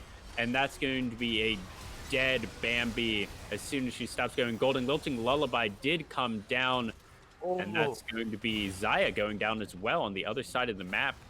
And this is going to be another charge here. I don't think there's anything that Louis Reformed is going to be able to do. Xayah felt... Oh, there's going to be more. The Death Realm going down, but I don't think he wants this. The rest of the team is here. That's a really good Rel ultimate, and now with Syndra here going to execute 3, support Fizz going to go down on the other side. Team Progeny probably going to run down Kempi as well. 1 bombed missed. And then that was such a really good scout of the week to get that, but I think Kempi is just going to go down here. Who do they want to give it to? And it will be Pop John. Yeah, I was saying, like, you were saying about how Duskblade and the Muramana combo, it just does a lot of Q damage from the Sivir. That Q damage just killed Xayah at 50% HP. Yeah, it's really it's so much. I think if you hit 2, you actually can just kill the enemy AD carry. It's a little bit silly, especially since she has the mana because of Muramana to just kind of throw them out on cooldown, and it's only like a 6-second cooldown at the final rank. Yeah, let's take this is of course play here. Yeah, so, and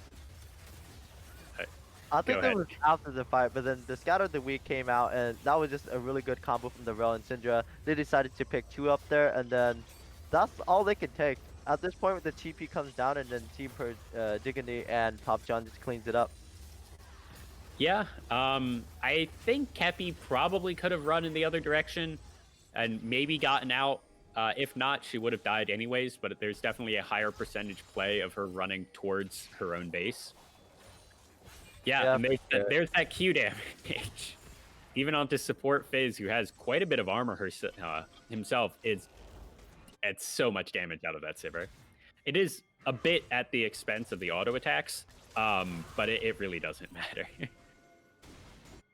Yeah, and I don't think running towards his base would have like secured him safety because it's a Zillion. It's really hard to outrun the Zillion, especially if his E will slow you down, or if you press the W, the E will slow you down and speed him up. Yeah, everything seems to have slowed down just a little bit. 21 and a half minutes here into the game. It's a 6,000 gold lead here for Team DN. Pretty much exactly what we were talking about in Champion Select.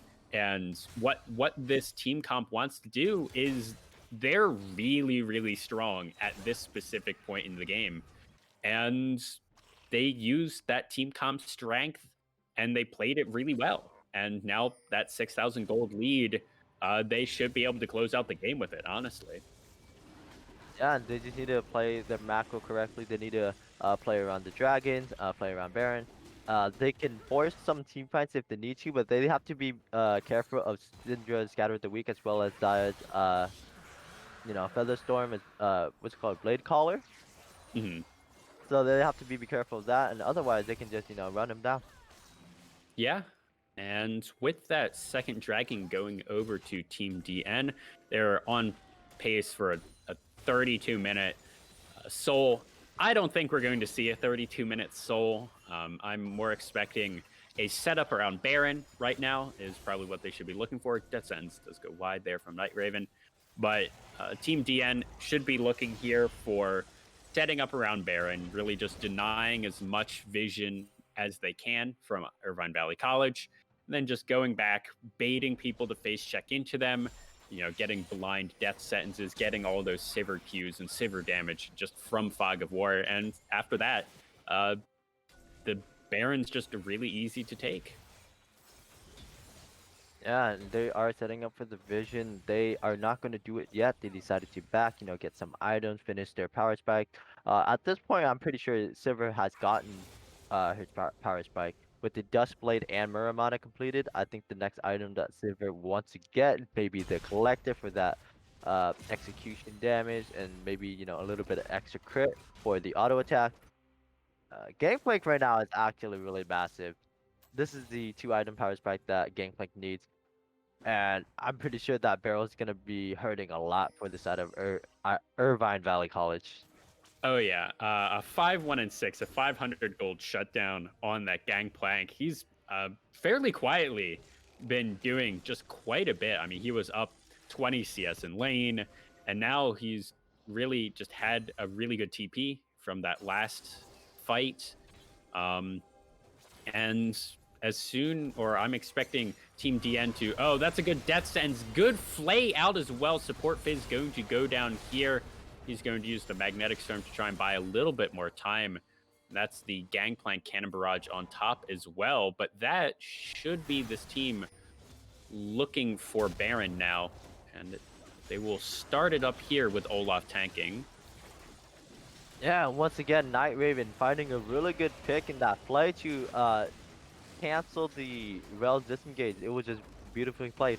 And now they are looking to start the Baron. And with the Baron, they can possibly push mid and bot tower. But no, oh, that's so good. Night Raven getting everyone over the wall. Drakenlow going golden. Louis Reform did take light Night Raven into the death realm. That's going to be Darkenlow going down at the end. Kichi going very low there. He does have the ultimate from a Team Prodigy on him. Louis Reform going to get 1v1 here by the Olaf. A double kill coming out for him. Night Raven hitting another death sentence. Absolutely massive. That's Blade Caller coming out. Pop John is dominating, but this is Zaya 1v5ing. A Sport Fizz is here and the only one left alive from Team DN is that Gangplank. And once again, I think it was the scatter of the week that really caught them off there. I mean, it was a 4v5, and Rel wasn't even there during that fight, but I think Kepi, he just landed a really good scattered the weak combo, and just completely wipes out the side of Team DN.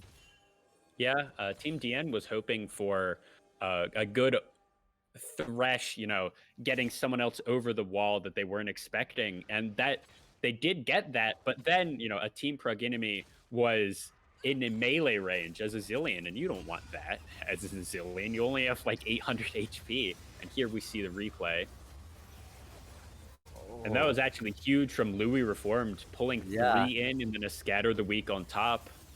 And that was really what turned it. Um, Another good death sentence. Pop John here does blow up Kepi. But Zaya just absolutely huge. And support phase, the fight was so extended that he was able to get back into the game or into the play. And that was a 4v4 overall.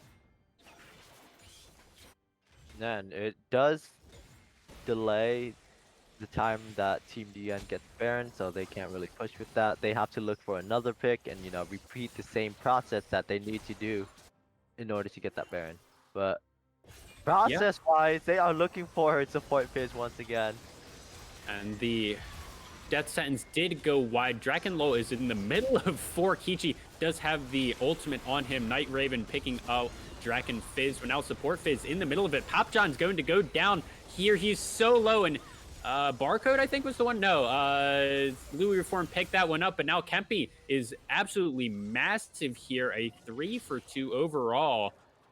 And Barcode is still alive, so this is going to have to be a re-engage here by Drakenlol and Kepi if they want to stop this soul point from going down. Drakenlol wants it. Lilting Lullaby not available. Kepi taking quite low. Barcode here. Oh, that's really bad. That's Darkenlow going to go down. Going golden now. Barcode in the 1v1 just barely does not get it. Let's see if does the burn get Barcode. No, it does not. And that's going to be a soul point. Actually saved them there. And yeah, overall, that was a really messy fight from both sides. It turned out to be a win from the side of Team DN. They just played it better than IVC, I guess.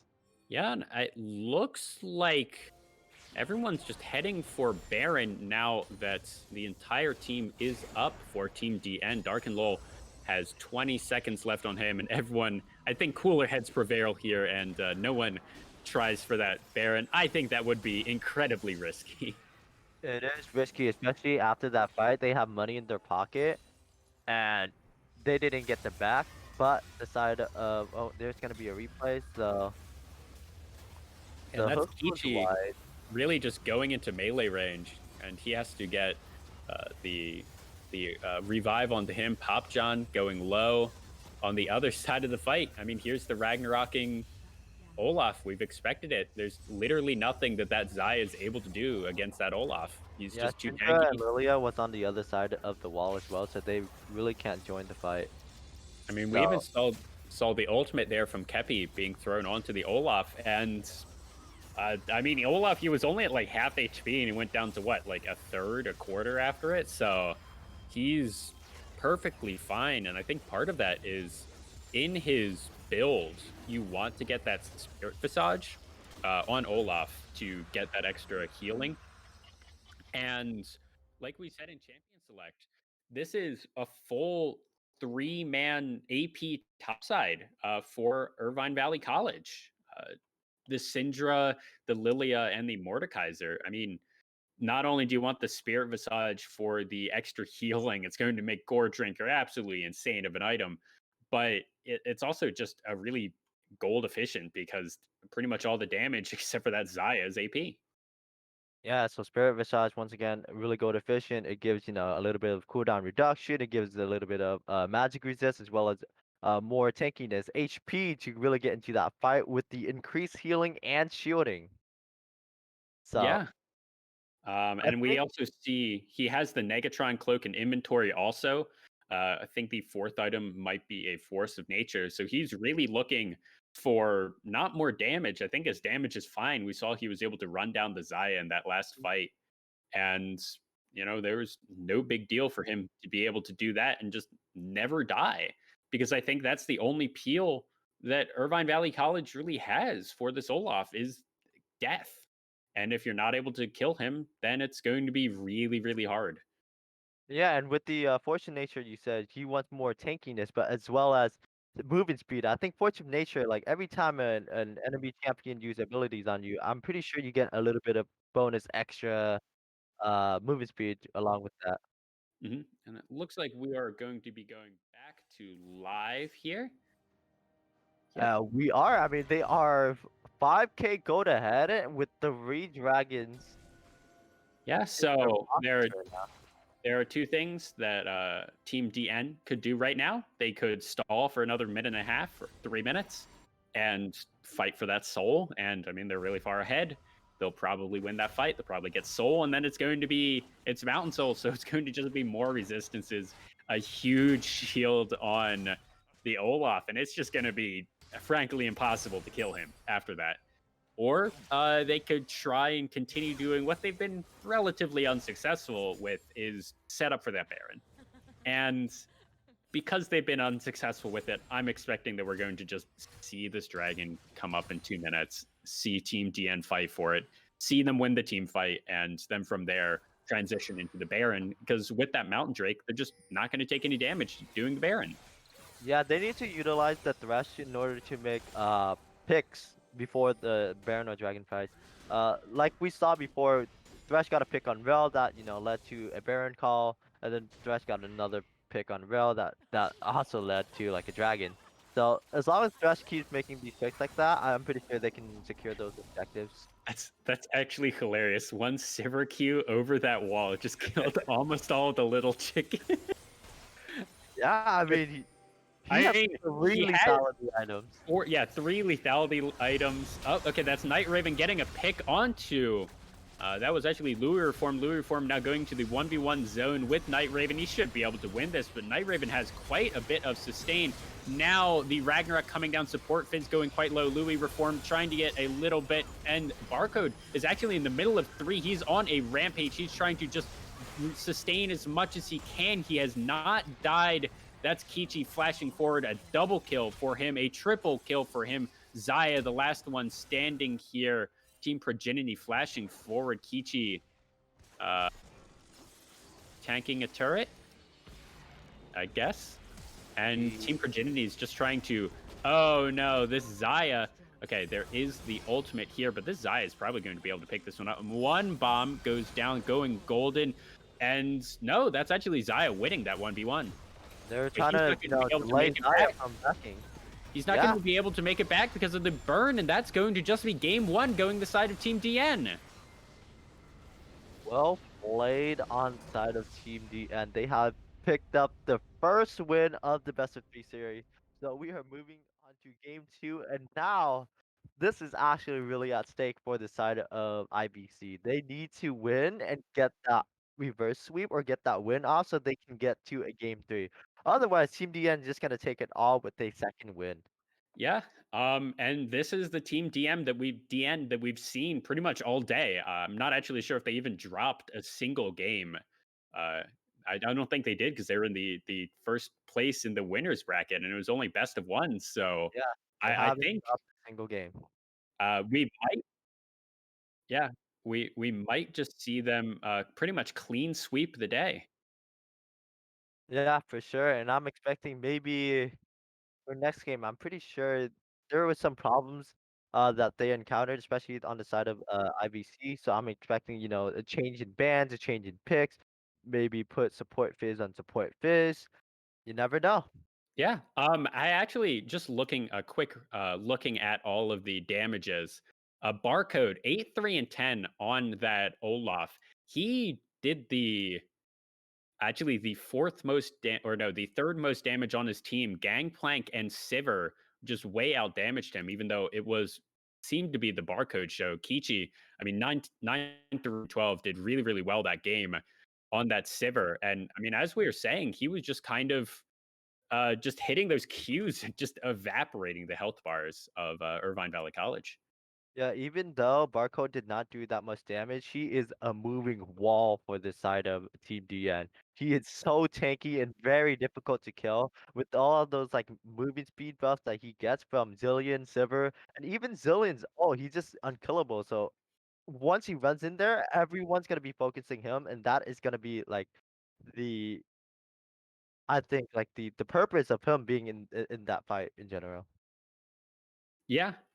I mean, he was really, really good in that game. Just overall, he was doing. I mean, it's not that his damage was low or anything. I think it was about what you would expect from an Olaf, but he was just a moving tank wall that he was putting so much pressure on the back line of IVC, just throwing his ult down and just right clicking on the Zaya basically and saying, okay, you have to try and kite back from me while my back line is just evaporating your front line. So even though the Olaf, he wasn't uh, doing the most damage in the game or anything like that, he was a just incredibly disruptive. I And I agree. have a feeling that we're going to see that ban come out from IVC, even if I also think that in these best of series, um, even if you think that you have a counter to the Olaf and you think, oh, if we just play that better, we can do the salty run back, and we'll just play better or whatever. You can have that mentality, but I think it's just better to have a like just force Team DN to show something else. Like take the Olaf off the battlefield, off the match, and just be like, okay, um, what else do you have? Uh, Yeah, you I know, mean, Olaf was just obnoxious. He was annoying to deal with, so I think taking it off, I think that might be the play. yeah. Um, because even if they go the Sivir again, I think there are counters to Sivir that you can play. Um, but it really was the Olaf, I think, in just watching that game, and maybe the Gangplank as well. But I think more importantly, just don't blind pick the Mordekaiser, and Yeah, you'll the be Mordekaiser was a fine. little bit of like I guess was a mistake in that draft. But otherwise, I think Mordekaiser played well in that game. It's just that he can't really do anything, especially with Olaf. Like you said before, Olaf has his ultimate, Gangplank has his oranges, and then Sever, Zillion, you have, tools that can, just stall out the fight in the Shadow Realm. Yeah. And eventually in that last fight, we saw that the only real thing or the only champion that the Mordekaiser was able to ultimate and actually get the 1v1 on was the Thresh, and he wasn't even able to kill the Thresh. Yeah, Just because, Thresh just built yeah, Redemption and Locket. So it was really hard for Mordekaiser to do anything against that Thresh. he had to use the redemption and the locket in the death realm, but then you still have all of your abilities outside of it. You still have the lantern to try and take someone to safety. And if you're not able to kill the Thresh, like the point of taking a Mordekaiser, if you're not taking it as a lane counter, and I don't actually think he has any super hard lane counters, is to you take the Mordekaiser because he has the 1v1 ult, and you take him in these situations where there's like one really, really good player on the other team, and you just ult him every time. You force him to get the QSS, and that forces him to be 1300 behind. Uh, but IVC just picked all of these champions to have QSSs in their kits. The Gangplank oranges, the Ragnarok ult, and it just kind of the champion select. I'm gonna say was a little bit suspect here from IVC in game one.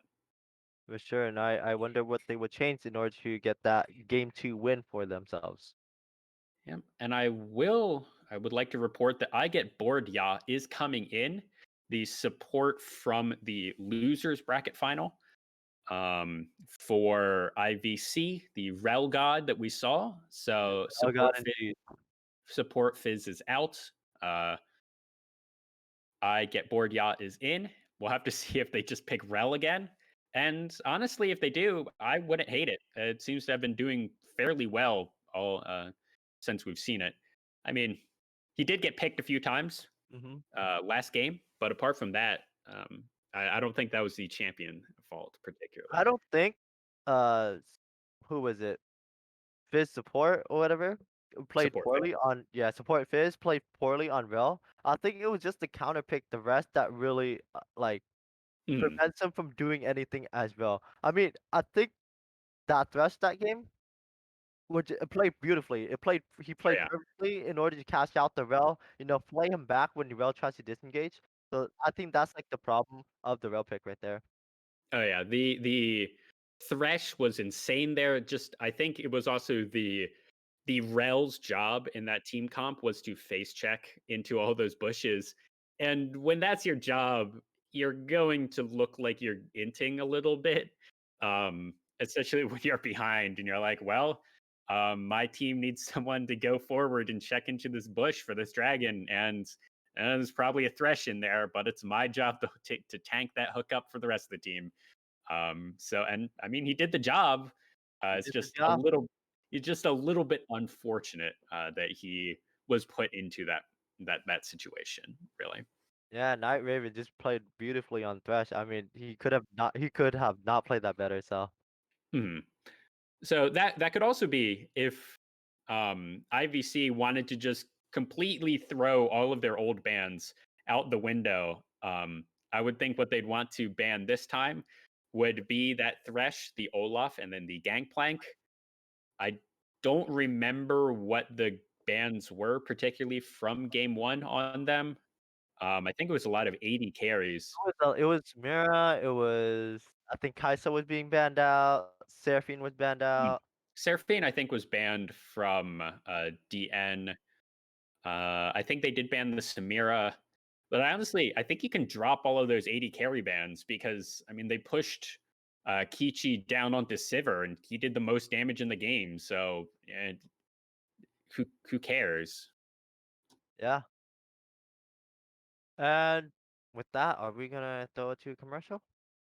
Yeah, I think we will take a little bit of a break here and wait for champion select.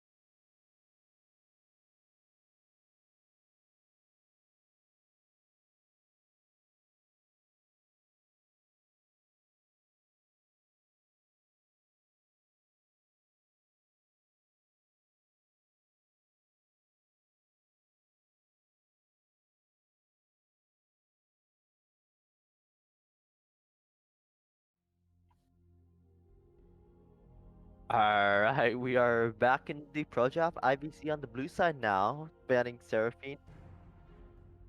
Oh, it would be Team DN on the blue side. Yeah, it looks like Team DN on the blue side again. Same bans as last time for them, that Seraphine and the Aatrox. The other thing that they banned was Kaisa. Gangplank here coming out from Irving. I don't hate that ban. I think there were definitely other problems with their draft. But the Udyr also really good pick or a really good ban here. S tier jungler. If I'm gonna say if Irving doesn't ban the Olaf here, they're trolling, just straight up. I think if they're not gonna ban the Olaf and Team DN takes the Olaf, I think they need better answers for that Olaf other than Yep. Desire, other than the Rel. I don't think the Rel was a good pick into the Olaf there. I mean, Olaf can just R out of Rel's everything basically. Yep. But And that was the the same bans here for Team DN, the team that says Colorado, Kaisa, Aatrox, and Seraphine, and then Udyr, Gangplank, and Olaf, the bans here for Irving. Yeah, and they did ban the Olaf, so now Team DN picks up the Gragas that can be quadruple flex, actually. Yeah, and I really like that. It's a very strong pick in the meta, and it doesn't show your hand pretty much at all. The only place that Gragas isn't going to go is the AD carry position. It can go top, jungle, mid, or support. And we'll see what the response is. I'm expecting it's going to be the Rel, yep, and probably an AD carry. We might see the Xayah again. I don't know if that was just a comfort pick or something. But Jhin, I think, is still very strong in the meta. But they probably don't want to take an immobile AD carry. And it's going to be the Zilean again. Yeah, they're taking away the Zillion from last game. But yeah, like you said, Gragas is really strong. I'm pretty sure Gragas can fit into like disengage comps because of its ultimate. He can fit in engage comps, so he can literally fit in anywhere besides the AD carry, I suppose. And you are right. That is the Zilean for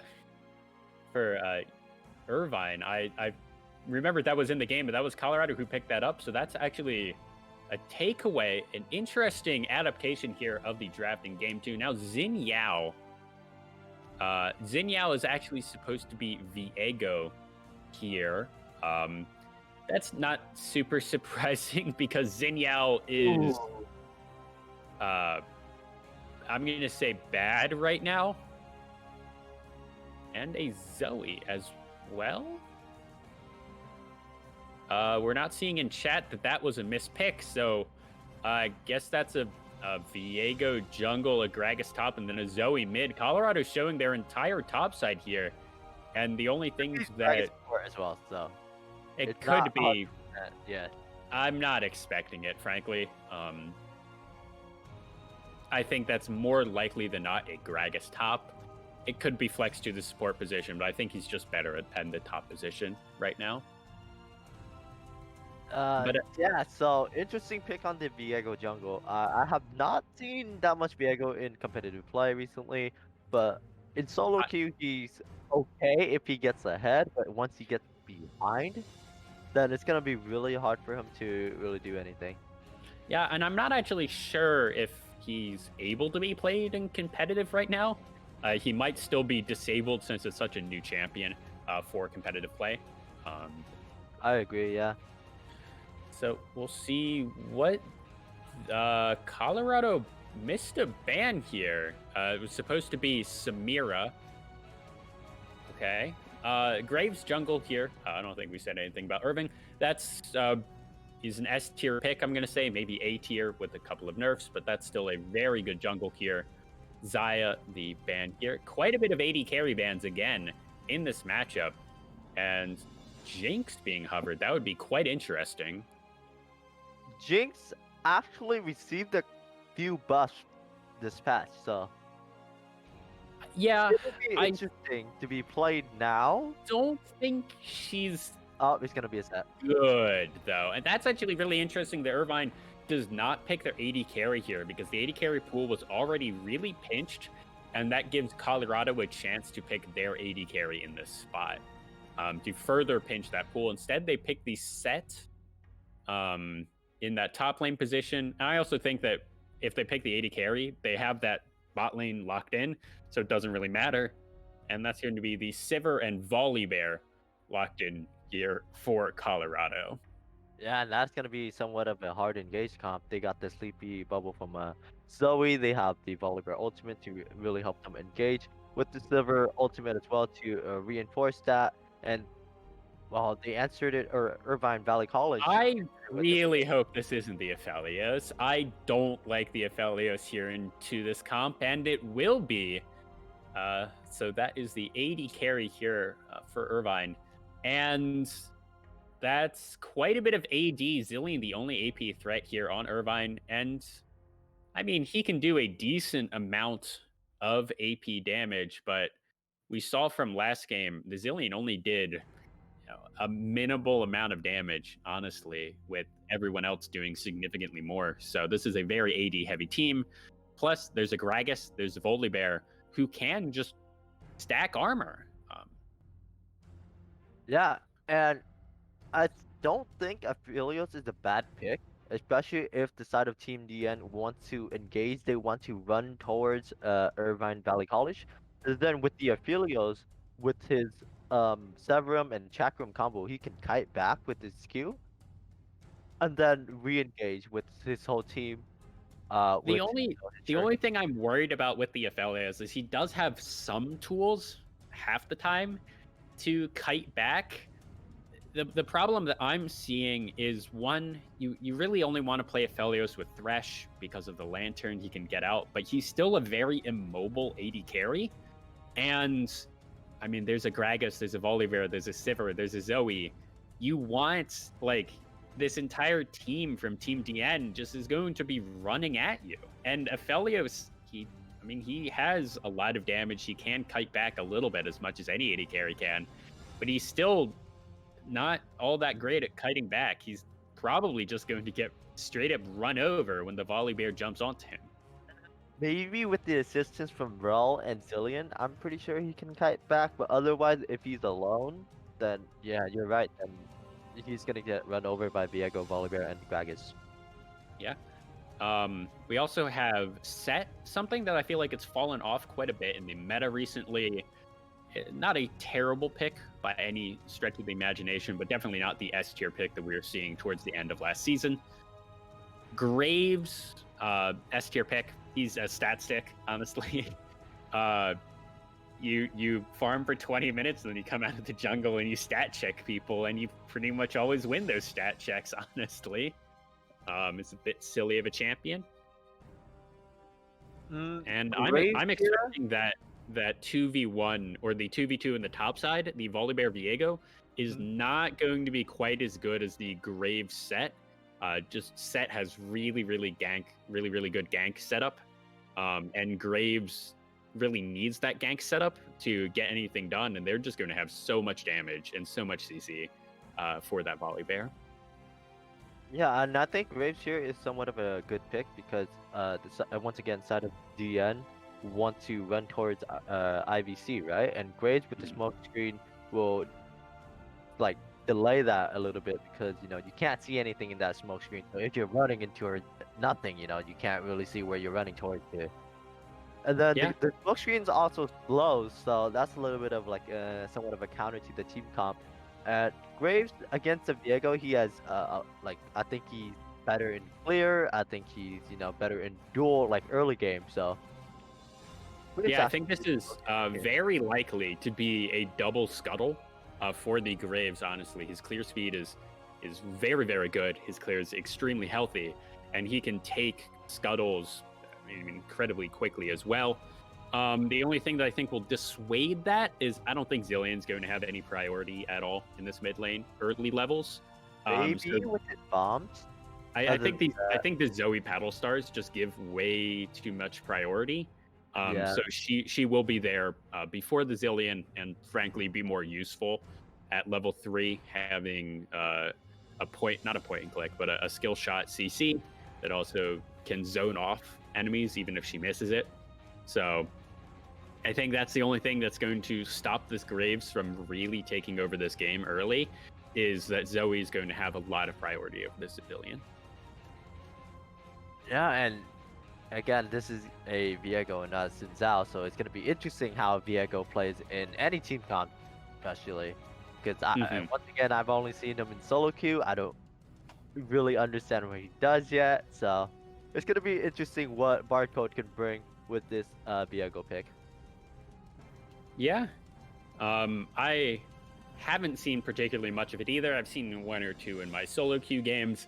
I understand that he goes invulnerable, he presses R, he tries to get executes, and then he turns into champions, and he's kind of a reverse Sylas in that he turns into the enemy champions that he kills, and he's able to use every ability except for the ultimate. And this is kind of like, I believe this is old Mordekaiser ult that kind of did that. where you want to make sure that you kill the fed people. Because if you use your ultimate on like the 060 rel, you're useless because you're now an 060 rel. I mean, you're still rel, but like, or I guess a more apt comparison would be like, oh, I turned into an 060 zillion. This Wait, is so does Viego ult take the enemy's champion items as well, or does it I use don't his believe item? it does, but because levels are so important with skills, and you're taking all of their skills, if they're a lower level, they're just going to be lower level skills. I'm not entirely Yeah, certain about that, but I believe that is how it works. interesting, interesting indeed. And Zoe, how do you think this will play out into the team comp of the end? I think Zoe is kind of like off the team comp. Maybe she provides like setup and a long range poke, but other than that, like she doesn't want to go in really. Like she I wants think to stay in Zoe the back. isn't bad into any team comp because her Sleepy Time Trouble Bubble is just such a powerful ability. Mhm. And we will have to see in game, and we are going to take a quick break for ads, and we will see you on the Rift.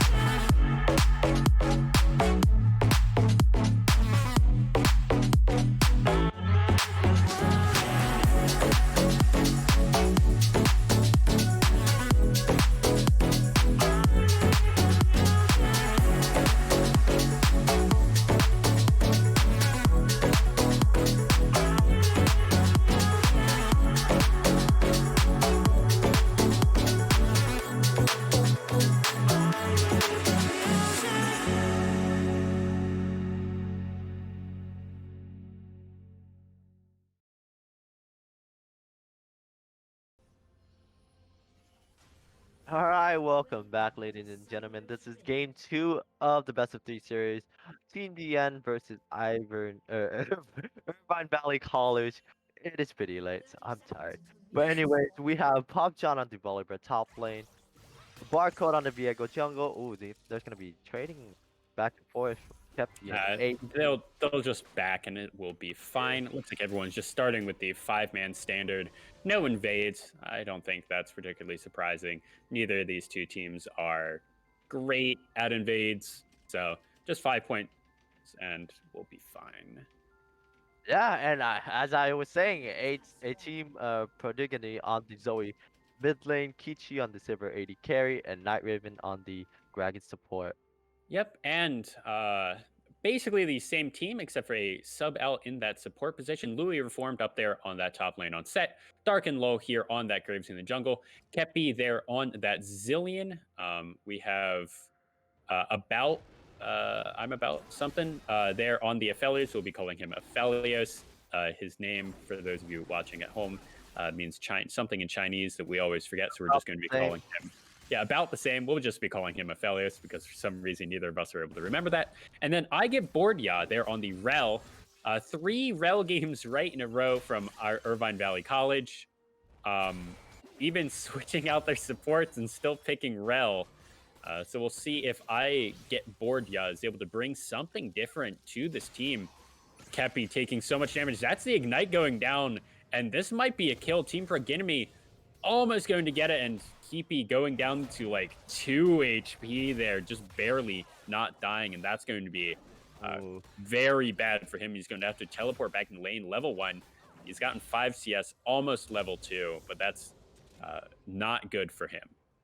Yeah, and I think that's really bad for Kepi as well because his wave is pushing towards him, but he does have that teleport, and that is going to be used very early in the game, and he gets a level down too. Yeah, he should be able to scoop up some of this CS, and it shouldn't be that big of a deal. But yeah, that does not bode well for the rest of this lane. Louis reformed on the wrong side of the map. He's going to get the stun onto Pop John, doing a really good job just punching this bear, but he has to flash out himself. Graves looking for something in the bot lane. And Graves still looking for something in the bot lane. Good smoke screen down here. Night Raven in. I get bored. Yeah, looking for something. Night Raven getting stunned up, ignited up, and he's going to flash out. That's Aphelios flashing forward, and I don't think anything else is going to happen. Kichi very low on mana. And Flash is traded across the board. That's quite a bit of summoner spells. No one's died yet, but this is significantly more action than what we were seeing at this point last game. Yeah, but I think in the top lane with the set flash down and the Volibear still has flash, I think there should be a play coming from. I think it can be a 2v2 play coming from the top side anytime soon, since they have to, really take advantage of the set using the flash very early into the lane. Yeah, and we see that Viego looking for something top. I think what he's looking for is just Krugs.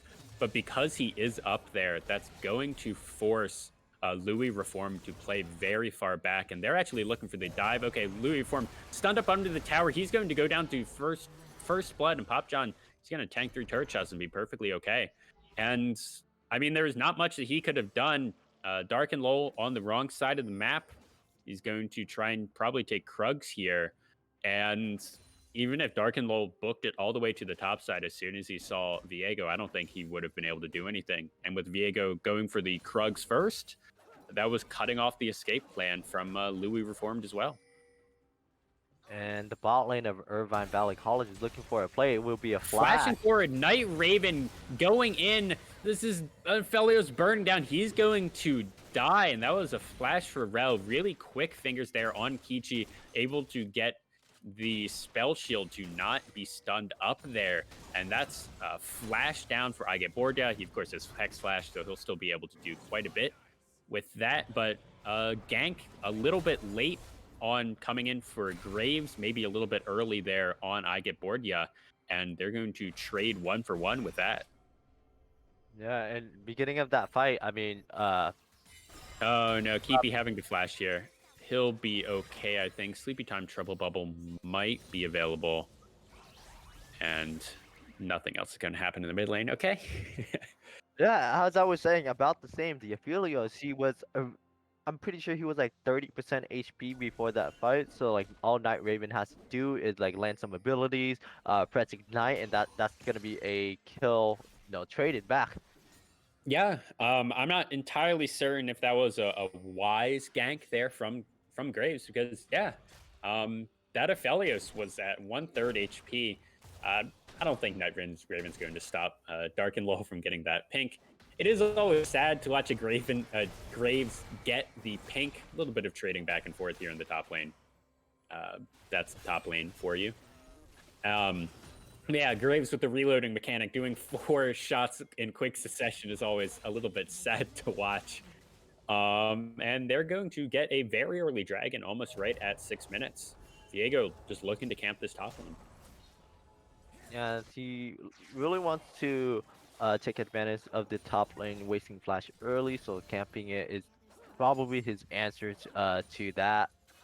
And so far, he's actually been successful with it. He got a gank off, and it was a dive too at level 4, and they pulled it off and secured the kill. While the Graves is on the bot side, putting pressure in the bot side of the map, taking dragons, and just like ensuring that Aphelios gets a safe lane without him, being run down by a roam from Zoe or even like a Viego trying to get a gank off the bot lane there. I would like to point out that the Volibear is 20 CS up, but he also first back got the Thorn Mail, or not the Thorn Mail there, the Bramble Vest, and he's going to not have a problem here with set, really. But also, it is a set. It's not that big of a deal if he falls a little bit behind, and he's going to get a lot of damage, and that's going to be Pop Jump having to use his ult to jump over the wall, and he'll be safe there. I don't think anything was used there. Pop John did use Flash. So Graves could look for a return gank in the next 5 minutes. Louis Reformed has Flash up in probably about 30 seconds.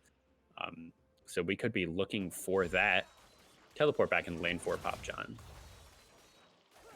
Yeah, and Pop John has to use both summoner spells there to get away.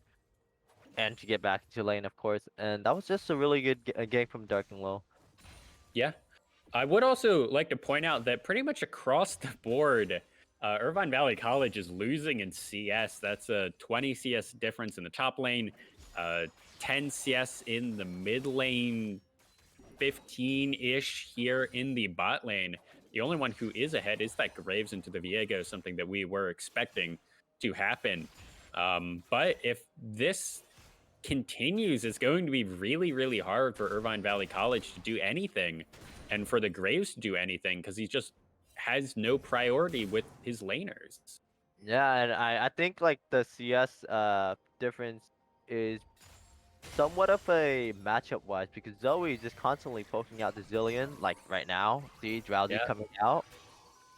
Paddle Star. Oh, using the Ignite and Keepy having to use his own ult there. He should be fine. Graves coming around, and I think Keepy will be fine. Good thing he had the quick fingers there, and also that the Paddle Star didn't just do a little bit more, because I think that would have just been a dead Zillion if he did not, or if there was just a little bit more AP there on the Zoe. I mean, she basically one-shot him with a lost chapter in inventory. So as soon as she finishes the Mythic, Keepy's going to have really good dancing shoes to get out of these sleepy time trouble bubbles from the Zoe. Yeah, and I was saying like the CS difference is this matchup. Zoe just using everything she can to poke down the Zillion, not letting him farm at all. Same with the Sivir. Sivir with the boomerang, just poking down Aphelios, not letting him walk up and farm at all. And then the Volibear into Graves, I think, or not Volibear into Graves, Volibear into Set, I think it favors towards Set, but then I think Pop John played it really well with the help of Barcode to get him that early, early gank. Helped out, Pop John get that CS lead in the early game. I think it was also a little bit of a misplayed for Louis Reformed when he flashed forward to try and get that 1v1, but he kind of flashed forward into a minion wave. And I think that was really what stopped him from being able to get that 1v1 kill that he was looking for early. And looking at itemization, I really like what we're seeing from the Volibear. He sees this team comp here from Irvine Valley College. He sees that it's a Set, it's a Graves. Those are the only two people who are going to be in his lane. So just only armor. He has the plated steel caps, that bramble vest. I think that's good. And honestly, I think he just keeps building armor because there's nothing that this Zillion is going to be able to do to him. Like, oh no, he gets hit with a double bomb combo and loses like 200 HP. Okay, Drakenlow going in, Team Progenemy getting the Sleepy Time Trouble Bubble from downtown. That's going to be so much damage onto Kepi. He's going to use the ultimate on himself. Barcode in here as well. Night Raven now into the team. Pop John here as well. And that's just going to be Shelly popped here in the mid lane. Team Progenemy doing so much. That's a Sleepy Time Trouble Bubble, forcing out the Flash, now nearsighted. And that's going to be Sivir going down. Drakenlow trying his hardest to defend this tower. Night Raven next on the chopping block here. Flash out and a kite back here from the Aphelios. Pop John able to pick up Drakenlow. The flamethrower actually being able to change or trade one back. And let's see if Aphelios wants to keep going. I don't think he does. He will get one shot with the Zoe. And even though the Zoe is quite low, the Viego is around. Yeah, and like I said before, I get bored. Yeah, he's just really good on with his engages on Rel. And I think oh no, Aphelios was tanking the turret that entire time. And he just kind of died there to a burst from Team Progenemy. That's a suplex down. Louis Reformed is actually doing quite a bit of damage here. Flashing forward, getting the huge shield. Now he's getting stunned up. Oh no, a complete disaster in the top lane there. Barcode now being chased down by Cappy and I Get Bored Ya, but Night Raven is here. Good two-man stun there from I Get Bored Ya, but Kichi is here. I Get Bored Ya is going to go down. Barcode picking that one up. And Team Progenemy hasn't backed since that kill onto Aphelios. He has no mana, no HP. Just go back, bro. Yeah. And it looks like we'll be getting a replay of the last fight. Teleport's coming down, and here's the Zoe bubble, and that's just so good. That forces the flash, forcing the tower dive. That the Sivir was a little bit aggressive there, and then a good Gragas barrel disengaging, and the Aphelios wants more. Uh, here, oh, the Graves just got 1v3'd after he got snared up, and luckily Aphelios was able to trade one back. But also, here, we're just going to watch, I don't know how long this replay is going to go, but then if we kept watching, we would just see Aphelios take like 3 tower shots and get insta-gibbed. For, I don't know, just unforced errors here coming out for Irvine Valley College. Yeah. I would like to point out a team Prodigony has gotten a back, and now he has a completed loot. And oh, this is going to be a lot of damage That coming was down. so much damage coming out down on target board. Yeah, he just got back to lane, and he's going to have to back again. And that's going to just make Kichi feel even better about walking forward, picking up all of these waves. He's 25 CS up. Team Proginemy is 30 CS up. The jungle is pretty much evened up in that CS front. And Pop John is 2 levels ahead. Yeah, I mean, part of that is Louis Reformed.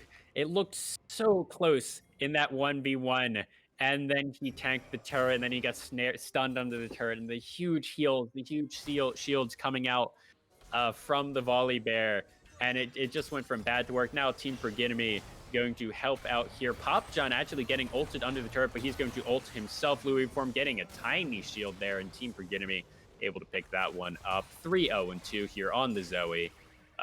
Monster performance from her, honestly. And with that loot and Tempest completed, Zoe's just going to do a lot of damage. And with the realms that she is, doing right now into the top lane, just continue to get this side of Team DN ahead. And there's nothing they can really do about it. I mean, that's the first turret. Yeah. Taken down by the side of Team DN. And mid lane's not particularly long for this world, I don't think. It has not very much HP left on it. About 1,400, so that will probably be the next thing in their sights here for Team DN. Looks like Viego is going right now to pick up that second Rift Herald. Probably going to throw that mid. If they win a team fight, throw it mid, then they get 2 towers for it as well. And here at 15.5 minutes, I mean, it's a 4,500 gold lead. No lane is particularly winning. There's nowhere that Dark and Lowell can really go to try and get this board yacht going in, but that's just going to be spell shield. Dark and Lowell is going in. That's a huge magnetic resonance, and a lot of damage going down onto Kichi, and Night Raven almost goes down as well. Wow, that was a beautiful combo coming out from Oh no, this is a dead Zillion. He's asleep and one shot. Oh, he didn't have time to use his Chrono Shift as well. He needed to Chrono Shift as soon as the sleepy time trouble bubble hit him. Pop Jump's just gonna flash under the turret, and it won't matter because he's a volley bear. This is going to be quite a bit of damage onto Drakenlow. That's a missed rel everything. Drakenlow's going to try and dip, dodge, and weave, but Team Proginemy is going to pick that one up after Rel was unable to really join the fight once she overshot her abilities. Pop John and Barcode going to shove down another turret in the top lane and put Herald down here. And this might be an inhib taken. It could be a risky inhib at 16 minutes. That just gives them more farm. Well, we're seeing Rel and Aphelios backing, so I think it's just to create pressure to force backs, and the Team Proginemy off of that is going to get the mid lane turret off of that too. Yeah, now let's look at this play. You got the sleep off and out. And yeah, that 0.002 seconds right there was for the Zillion to use Chrono Shift there, but I don't think that would have worked. Yeah, I don't actually know if there's a cast time on Chrono Shift. But here, more damage, and that's just Rel missing. She was on the wrong side of the fight then, and not really able to join that 1v1. And I think Team Proginemy just walks out here. Yep, and I'd get bored. So many summoners from that, and just keep using his W to get that damage and moving speed to kite out both the Rel and the Graves. So here we're seeing both teams set up for Dragon, but that's just a mistake. And okay, here IVC realizes that that's a mistake because they can't fight this. They are 6,000 down. It's only second Dragon. Set, why are you here? Louis Reform gets the suplex in. Everyone wants to fight. Actually, that's quite a bit of damage down onto Barcode. He's very low. Louis Reform has to flash out. Papa John able to get the stride breaker. He's going to go massive. Now he's on a rampage to body slam over the wall. A lot of damage. I get Bordia trying to get Night Raven. He's going to flash out. Night Raven able to get the pickup onto Aphelios on the other side of the fight. Didn't see what was going on there, but that was everyone running for the hills. Barcode getting everything back. A lot of low health bars, and that's probably going to be a dead Graves. Team Progeny flashing over the wall, able to get that paddle star, and this is a disaster here for Irvine Valley College. Yeah, and it's a disaster and a highlight reel for a Team Progeny right there. He is 7-0 and 3 on to the Zoe. He hasn't backed yet, and he has 10 stacks of Dark Seal. He could probably transition this into a Medjay, or he could. Oh yeah, I think if you're, oh that was really close. That was close. I think if you're a Team DN right here, you buy the BM book. I don't think at this point in the game you're almost 10,000 gold up here at 19 minutes. 16-4. You buy the Magi Soul Stealer, and you get more pages in it, and you get more damage, and then you one-shot Kepi more, I guess. Yeah. And what was I saying before? Oh yeah, during that dragon fight, I don't think the side of Irvine Valley College need to look for that dragon fight. Their win condition right now is just the Aphelios. Get Aphelios. Farm. Get Aphelios a little bit of some of the. Okay, we're going to see a bubble here. Okay, so Team Progeny. I think she sees. Oh no, that is blind into darkness, and even more blind. She thought that a flash was going to come out from the graves, and this is just so clean on the Zoe right now. And I think also we're seeing a little bit of tilt coming out from Louis Reformed 050 here on the set. He keeps trying to go for the 1v1. It keeps not working. There was no reason for him to be on the side of the wall that he was during that dragon fight. And I mean, that was what caused the fight to happen and what caused the fight to go poorly. Team Progeny hitting a Sleepy Time Trouble Bubble onto the Aphelios.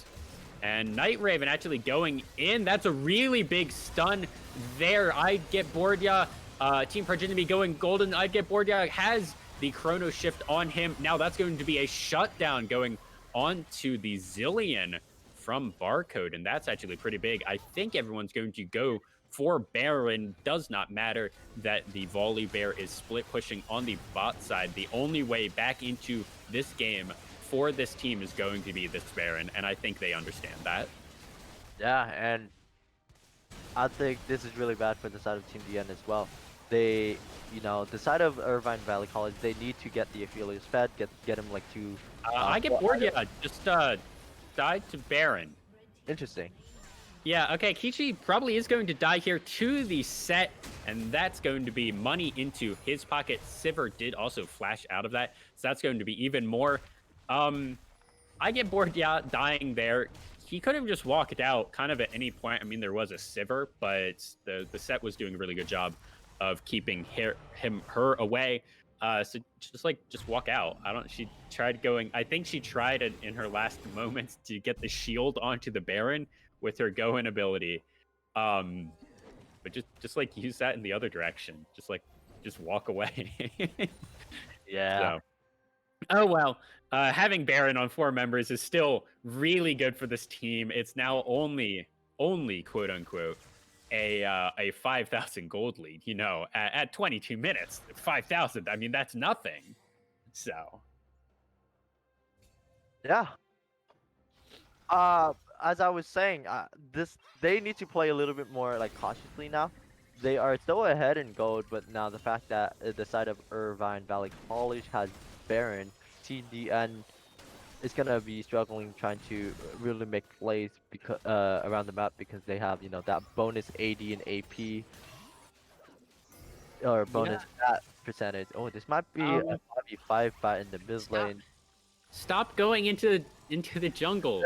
Just give up. Everyone gets 3. Just give it up. Okay, there's on the hunt called barrel for disengage. I get bored, yeah, about half HP. Haven't used the heal there. Team Progeny trying to dissuade, and that's going to be Team DN probably getting this dragon. But just like, don't, they have Baron. Just like give up the dragon. It doesn't matter. Push down this turret. Like, if they 5-man stack for this dragon, you have Baron. Just get the turrets.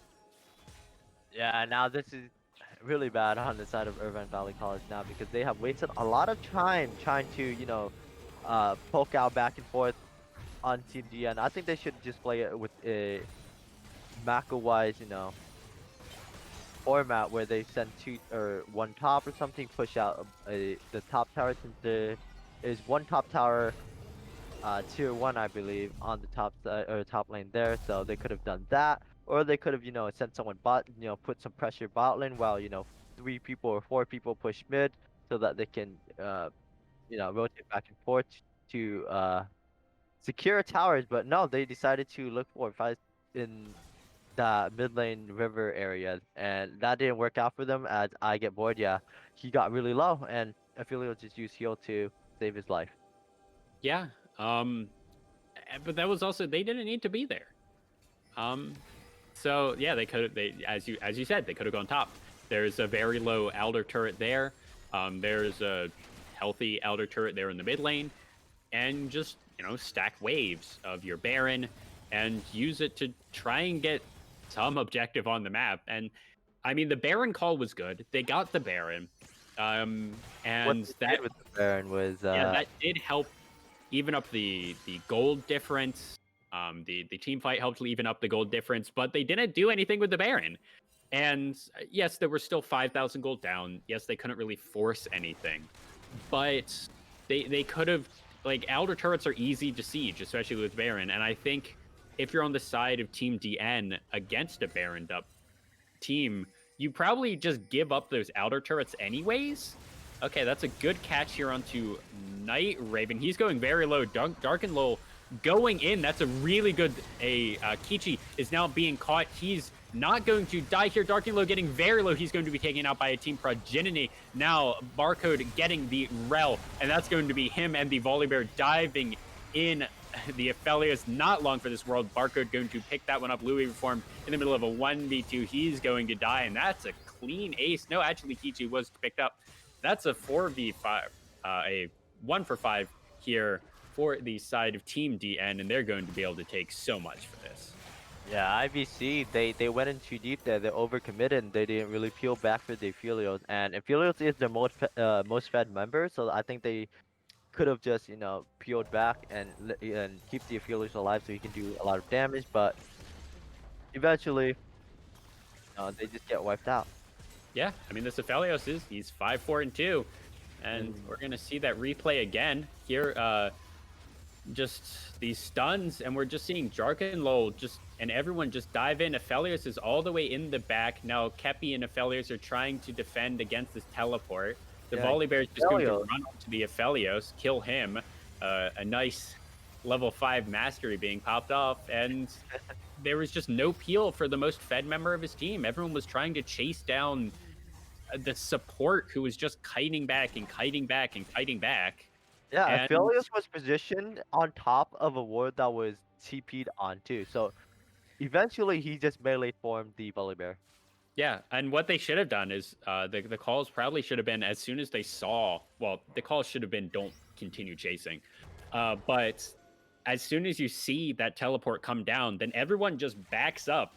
And as soon as the Volibear pops out, you just see him, and Aphelios, he does so much damage right now. He has 3 items. Like, this isn't, he's not going to not do anything to this Volibear. Just burst down the Volibear, and then reevaluate the fight after you get that 4v5 situation. And instead, they just really overchased, split up the team because of that overchase, and lost the team fight. Yeah, agreed. Like, if they did what you said earlier, like turned on the Volibear had to use his ult to disengage instead of engage that fight. Mm-hmm. And that would have been an ult wasted on the Volibear, and they could have continued the fight. Oh my god. Oh, that's actually a lot of damage. Team Progeny having to use his own ult, but now Aphelios on the front line. Barcode going in. He's going to be stunned up. This Aphelios is doing so much damage. He actually wants to die here so he can get the respawn to get a lot. That's a drowsy set. Now Papa John is in the back line. Aphelios might go down as well. He's going to barely make it out, and he's going to die here to the burn of something. Now a 2v3. Team DN is looking for more. They might even be looking for the end. That's Kichi and Team Progeny. No, they're just going to go to the bot lane. They can They possibly actually take Dragon here. This is Soul for them if they decide to take it. Um, Pretty that sure Zoe's does just gonna look like clear that is the wave. call. Yeah, clearing wave, getting bot pile, and then going for Dragon to call here. And with Soul being picked up, I think this is gonna be a Red Bull Dragon Soul. Uh Maybe. I don't remember if Dragon Soul's one of the I'm pretty sure conditions. Dragon Soul is gonna be a Red Bull Dragon Soul. Uh, there will be a matches coming out soon from one of the tournament organizers or tournament staff. Anyways, now that they have Dragon Soul, this is gonna be huge for Pop John because he is building full tank and he has so much armor right now. I think he is just building armor. He doesn't care Yeah. about Brazilian. I mean, And with the what is the Mountain Zillion going to do? He's 1-3. He's not building. He's not going to do that much damage anyways, and he has to burn through now like 3,500 HP with just Zillion bombs, and frankly, that just isn't going to happen. Yeah, and as I was saying, the Mountain Soul is just gonna, you know, add up more value onto his armor stack there. And that is gonna be one tanky Volibear, and I don't think Aphelios, Graves, and Set can kill him in time before the Volibear can just wipe out the side of Irvine Valley College. Yeah, they pretty much have to hope that the Volibear is somewhere else on the map while they take a fight. Like right now would actually be not a terrible time to fight, with the exception that Volibear is, of course, sieging down bot inhibitor and will get that inhib if just being left alone. So that's everyone on IVC having to go back to the base, pick up these minions that are sieging their Nexus turrets, and that will mean that Team DN is going to start up Despairin. Yeah, but Or there's a lot they of vision won't. on the side of IVC on this variant now. They have to clear out the. Oh, there's gonna be a fight in the mid lane. Pop John a little bit split away from his team, but a Team Progeny is here. He's going to get quite a bit of damage there onto Kepi. This is Graves having to flash out. Pop John flashing forward. That's going to be Dark and Low, getting very, very low. Aphelios looking for one on the backside. That's Barcode taken out, or taking one out. He is now Graves. I get Borgia is now going to go down a double kill for the support here of Team D, and the only one left alive is the Zillion, and that's going to be game. That's going to be our finalist, and that's going to be the Snowdown Showdown, SoCal Snowdown grand finalist for League of Legends. Team DN taking it all. I don't even think they dropped a game the entire tournament. This team is massive right now. Yeah, and congratulations to Team DN taking the flawless, undefeated run at the SoCal Snowdown. And they are gonna, they are the grand finalists and they won the whole thing. They are gonna take the prizing. But I just want to talk about the game real quick. I think they played perfectly that game. I think not perfectly, but I think they played really well that game. Yeah, I think they played really well. I think they picked a draft that was right up their wheelhouse. Press R and win, honestly, was this team comp. And they picked a draft that also they knew what the opponents wanted to do. They picked and built right around it, knowing that this was a low magic damage team building only armor. And then they also just played really well. I mean, that Zoe 9, 1, and 8, absolutely massive. She did the most amount of damage on in the game, and honestly, it wasn't even close. If you look at the damage graph, she did 32,000 damage, and the next highest was 22. So absolutely Wow. massive Zoe play, and just really, really well played as a team from Team DN. Yeah, I agree with that. All of that. Yep. Well, I And with I that, think I that think will do it all for yeah, we us. are closing it here. Yeah. It has been. Oh, there is an MVP voting vote from the staff. Sorry, production is talking in my headset. Just same. Um, So there's an MVP voting. I believe Twitch chat does get some amount of say in that. Watch Twitch chat if that is true. Uh, and MVP, we also get votes. Honestly, I have to give it to a Team Progeny. Maybe I'm a little bit biased from that last game, and I didn't watch all of Team DN's game. But if he popped off on all the other games like he did in this last game, and honestly, he did really, really well in the first game as well, I have to give it to him. I agree with that statement as well. I think AT Perdigny did do a lot during both games. I mean, his Zillion was pretty clean. He got a lot of good bombs off. He got a lot of like those clutch revives, as well as the second game where he popped off on that Zoe, outplaying that Rel and Graves in the 1v2 during the mid river fight. I think he's just an overall an astounding player. Yeah, I'm trying.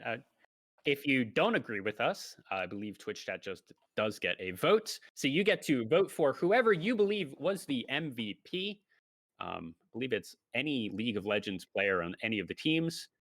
I'm not sure why you wouldn't give it to someone on Team DN, seeing as they were by far the best team on the day. Yeah. And so far in the chat, I see a lot of 18 per dignity as well. So Yeah. I mean, I don't think that's particularly surprising. They might be a little bit biased as well as we were from the last game. I think the AD carry there from Team DN, Kichi, did a really good job. He should be in the running. He did quite a lot of work in that first game with the Zillion to back him up. mhm. Um, so it's really up to them. Hey, production, are we waiting on the MVP voting? Okay. All right, so there is the link on this drop hole. We are currently tallying up votes for the MVP, and we will go to commercial real quick and then get back to you as soon as possible with the MVP of the tournament.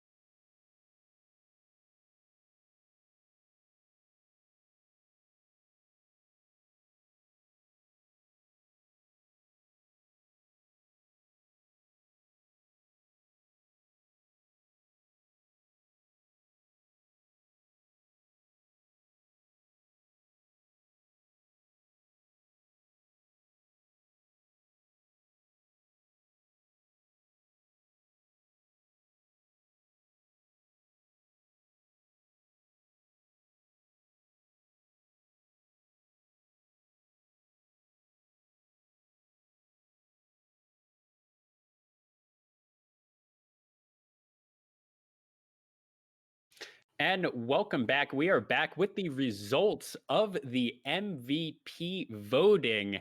And lo and behold, it was a team predicament. That mid laner from Team DN, that first place team on the day, absolutely monster performance in that last game on Zoe, plus every other performance really put him over the top in pretty much everyone's view. For that MVP, he will be getting a case of Red Bull delivered to him, as well as the first place prize that the entire team will get of Corsair keyboards and a Corsair headset for each player. Yeah, and that will pretty much be it for us. I mean, thank you guys for tuning in, and I would like to thank all the TOs, all the sponsors that we have, or well, specifically Corsair that we have for hosting this League of Legends tournament. And thank you to tournament organizers and our staff that we have. Any last words? No, I'd just like to thank you for everyone who worked behind the scenes. It really is a thankless job and a lot of work to put on a tournament of this size. And thank you to our sponsors, once again, Corsair and Red Bull. And that will do it all for us. It has been Dieter Elegant Cabbage Hambicki. And I'm Tom Blue too. And And thank you guys have a for good night, watching. everybody. Yeah.